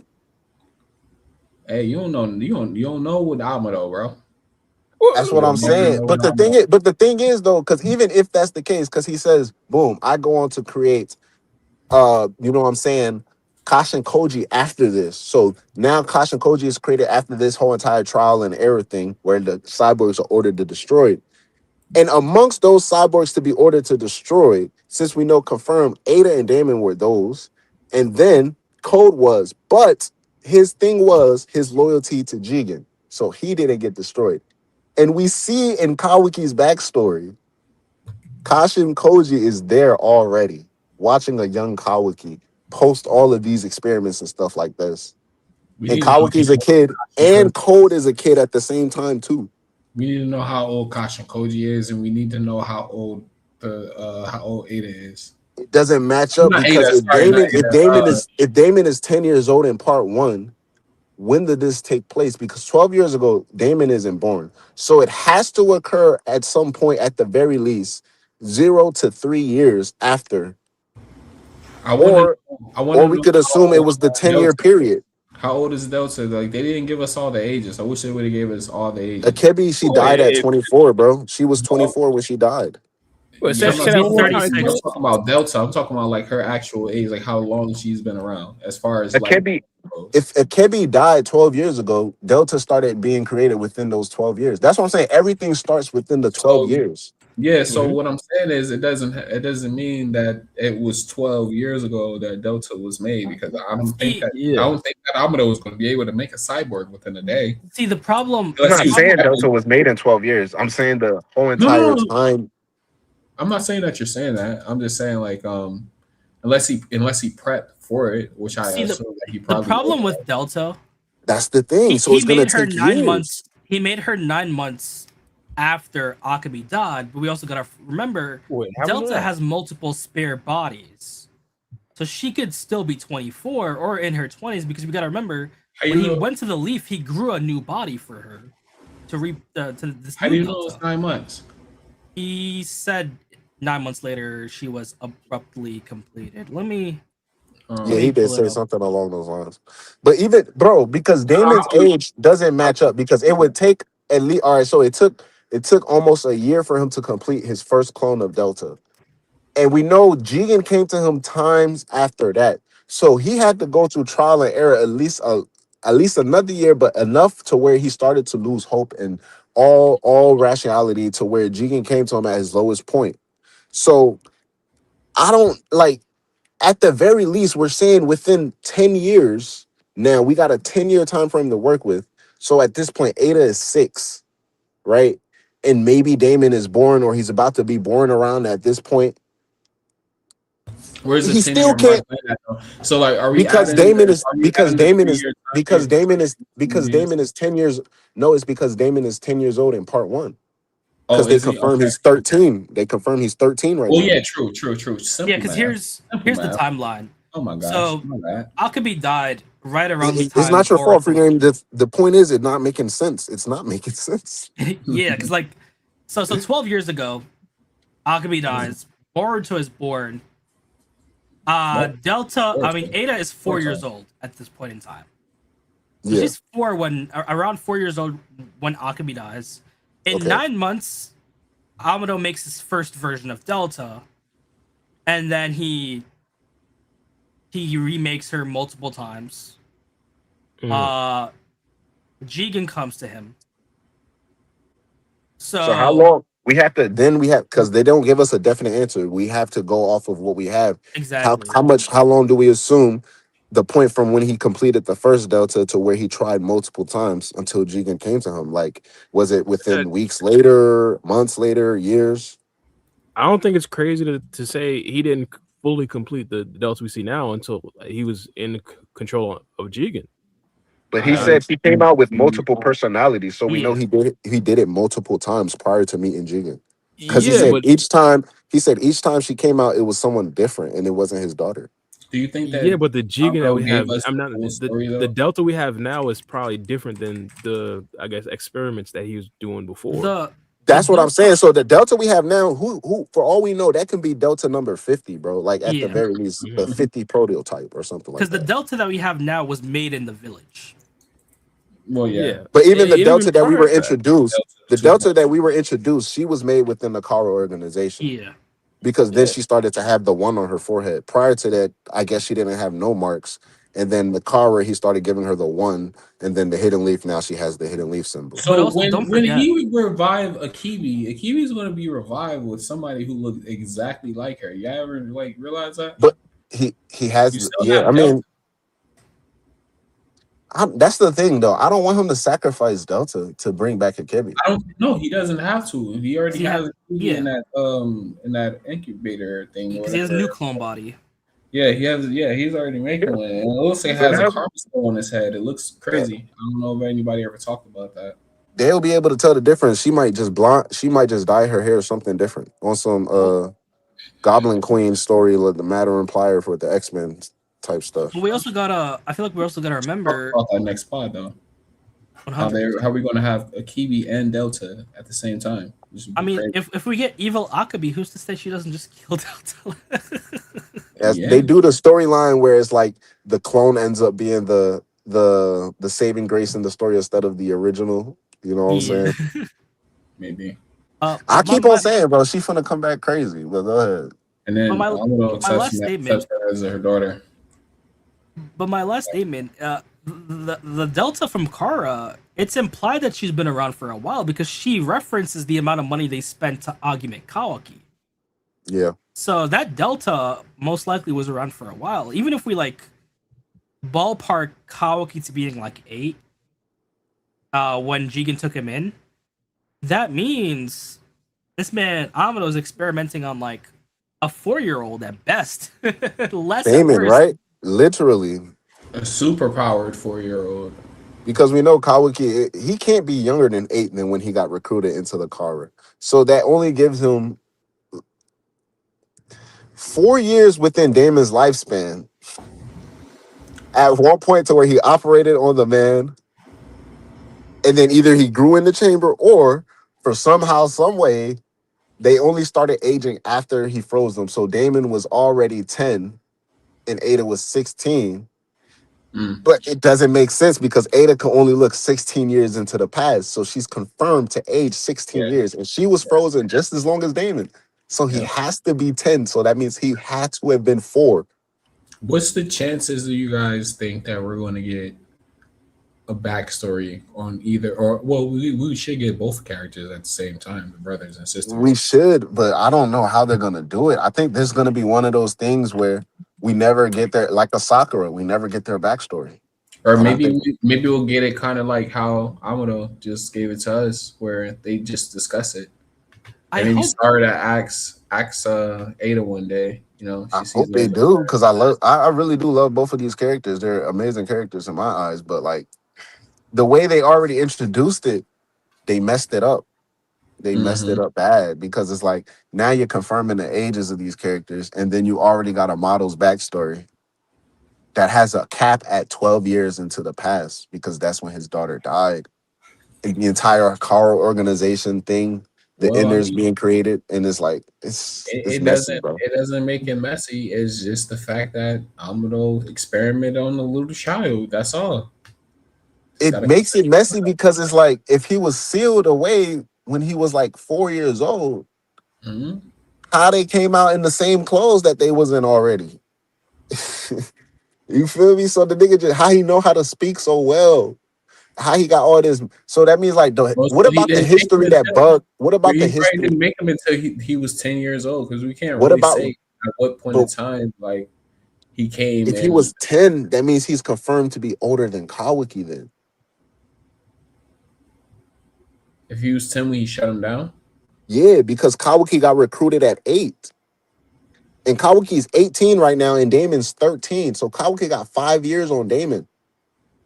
4. What is it? 13, 14, 15? Yeah. So what if he was made after Kawaki? Oh no, yeah, Kawaki was recruited then. He wasn't because he was ordered to be destroyed. Yeah, but that doesn't mean Kawaki wasn't around though. But Kawaki never Well, heard of these people. he And didn't hear of a plus, lot and of shit plus, though. and plus, and plus, But Code only he was only 8 years old too at that point. Cole, Or at that's that the point in thing time. though. So Code met Ada for the very first time when he unsealed. Like some of these characters would have had prior knowledge to each other. And with Kashi and Koji and Ada's case, Koji immediately just alludes to like basically the future vision of her. And that just comes all messy because he sees all futures. So we don't know when he or knew of Ada for the first time. like I could go head canon off of it. So he could have been probably just creating them, and like he gave them their shinjutsu, and like um probably has some schematics look out there, because Jigen seemed like a pretty smart guy too. He probably looked at some of the whatever Amado was doing, and he was like, "Oh no, you're doing way But too it much. don't make Shut that sense down." though. It don't make sense because she got out the pod at 16 years old, bro. And they were sealed away for years. Because Code was ordered to be, if So Code was quote then, what unquote you're ordered to saying? be What if it destroyed. should be? Yeah, all right. So But like, what you but check saying? this They're out still though. away Check from this out shooting? though. Check this out though. Because Sorry. if Code was ordered to be destroyed, right? But Mhm. his loyalty was kept him alive, and we know that he underwent the surgery as a kid Mhm. along with Kawaki. That means from the time as that point to the point when we see Code and the car operating, Ada and Damon have been sealed away for all of these years, bro. So that's at least like 4 to 5+ years. So when But he she was comes out unsealed, 16 and he comes yeah, out he 10. came out. So he should have came out 14, and she should have He came out should, 20, yeah. basically. Okay. Or the pod froze them in time, but that's not the case because we know Ada was watching from in the pod. It's no way that we can backdate or any or Oh future shit, I date. gotta hop back in. I can't hear you right now, Free. Really? Oh, okay. No, it's all good. We can Horizon going anyways, and he left his screen. We can dip out though. All right. Yeah. Hey, thank everybody for joining us. You know, hit that hype button, like, comment, subscribe. Black is back. But Black, we about to end anyways. It was cool, bro. Yeah, 100%. We 100% going to continue this on the next part though, because I'm still kind of lost. Yeah. You good, bro? All right, we'll catch y'all later. See you on the next one. Yeah, all right, y'all.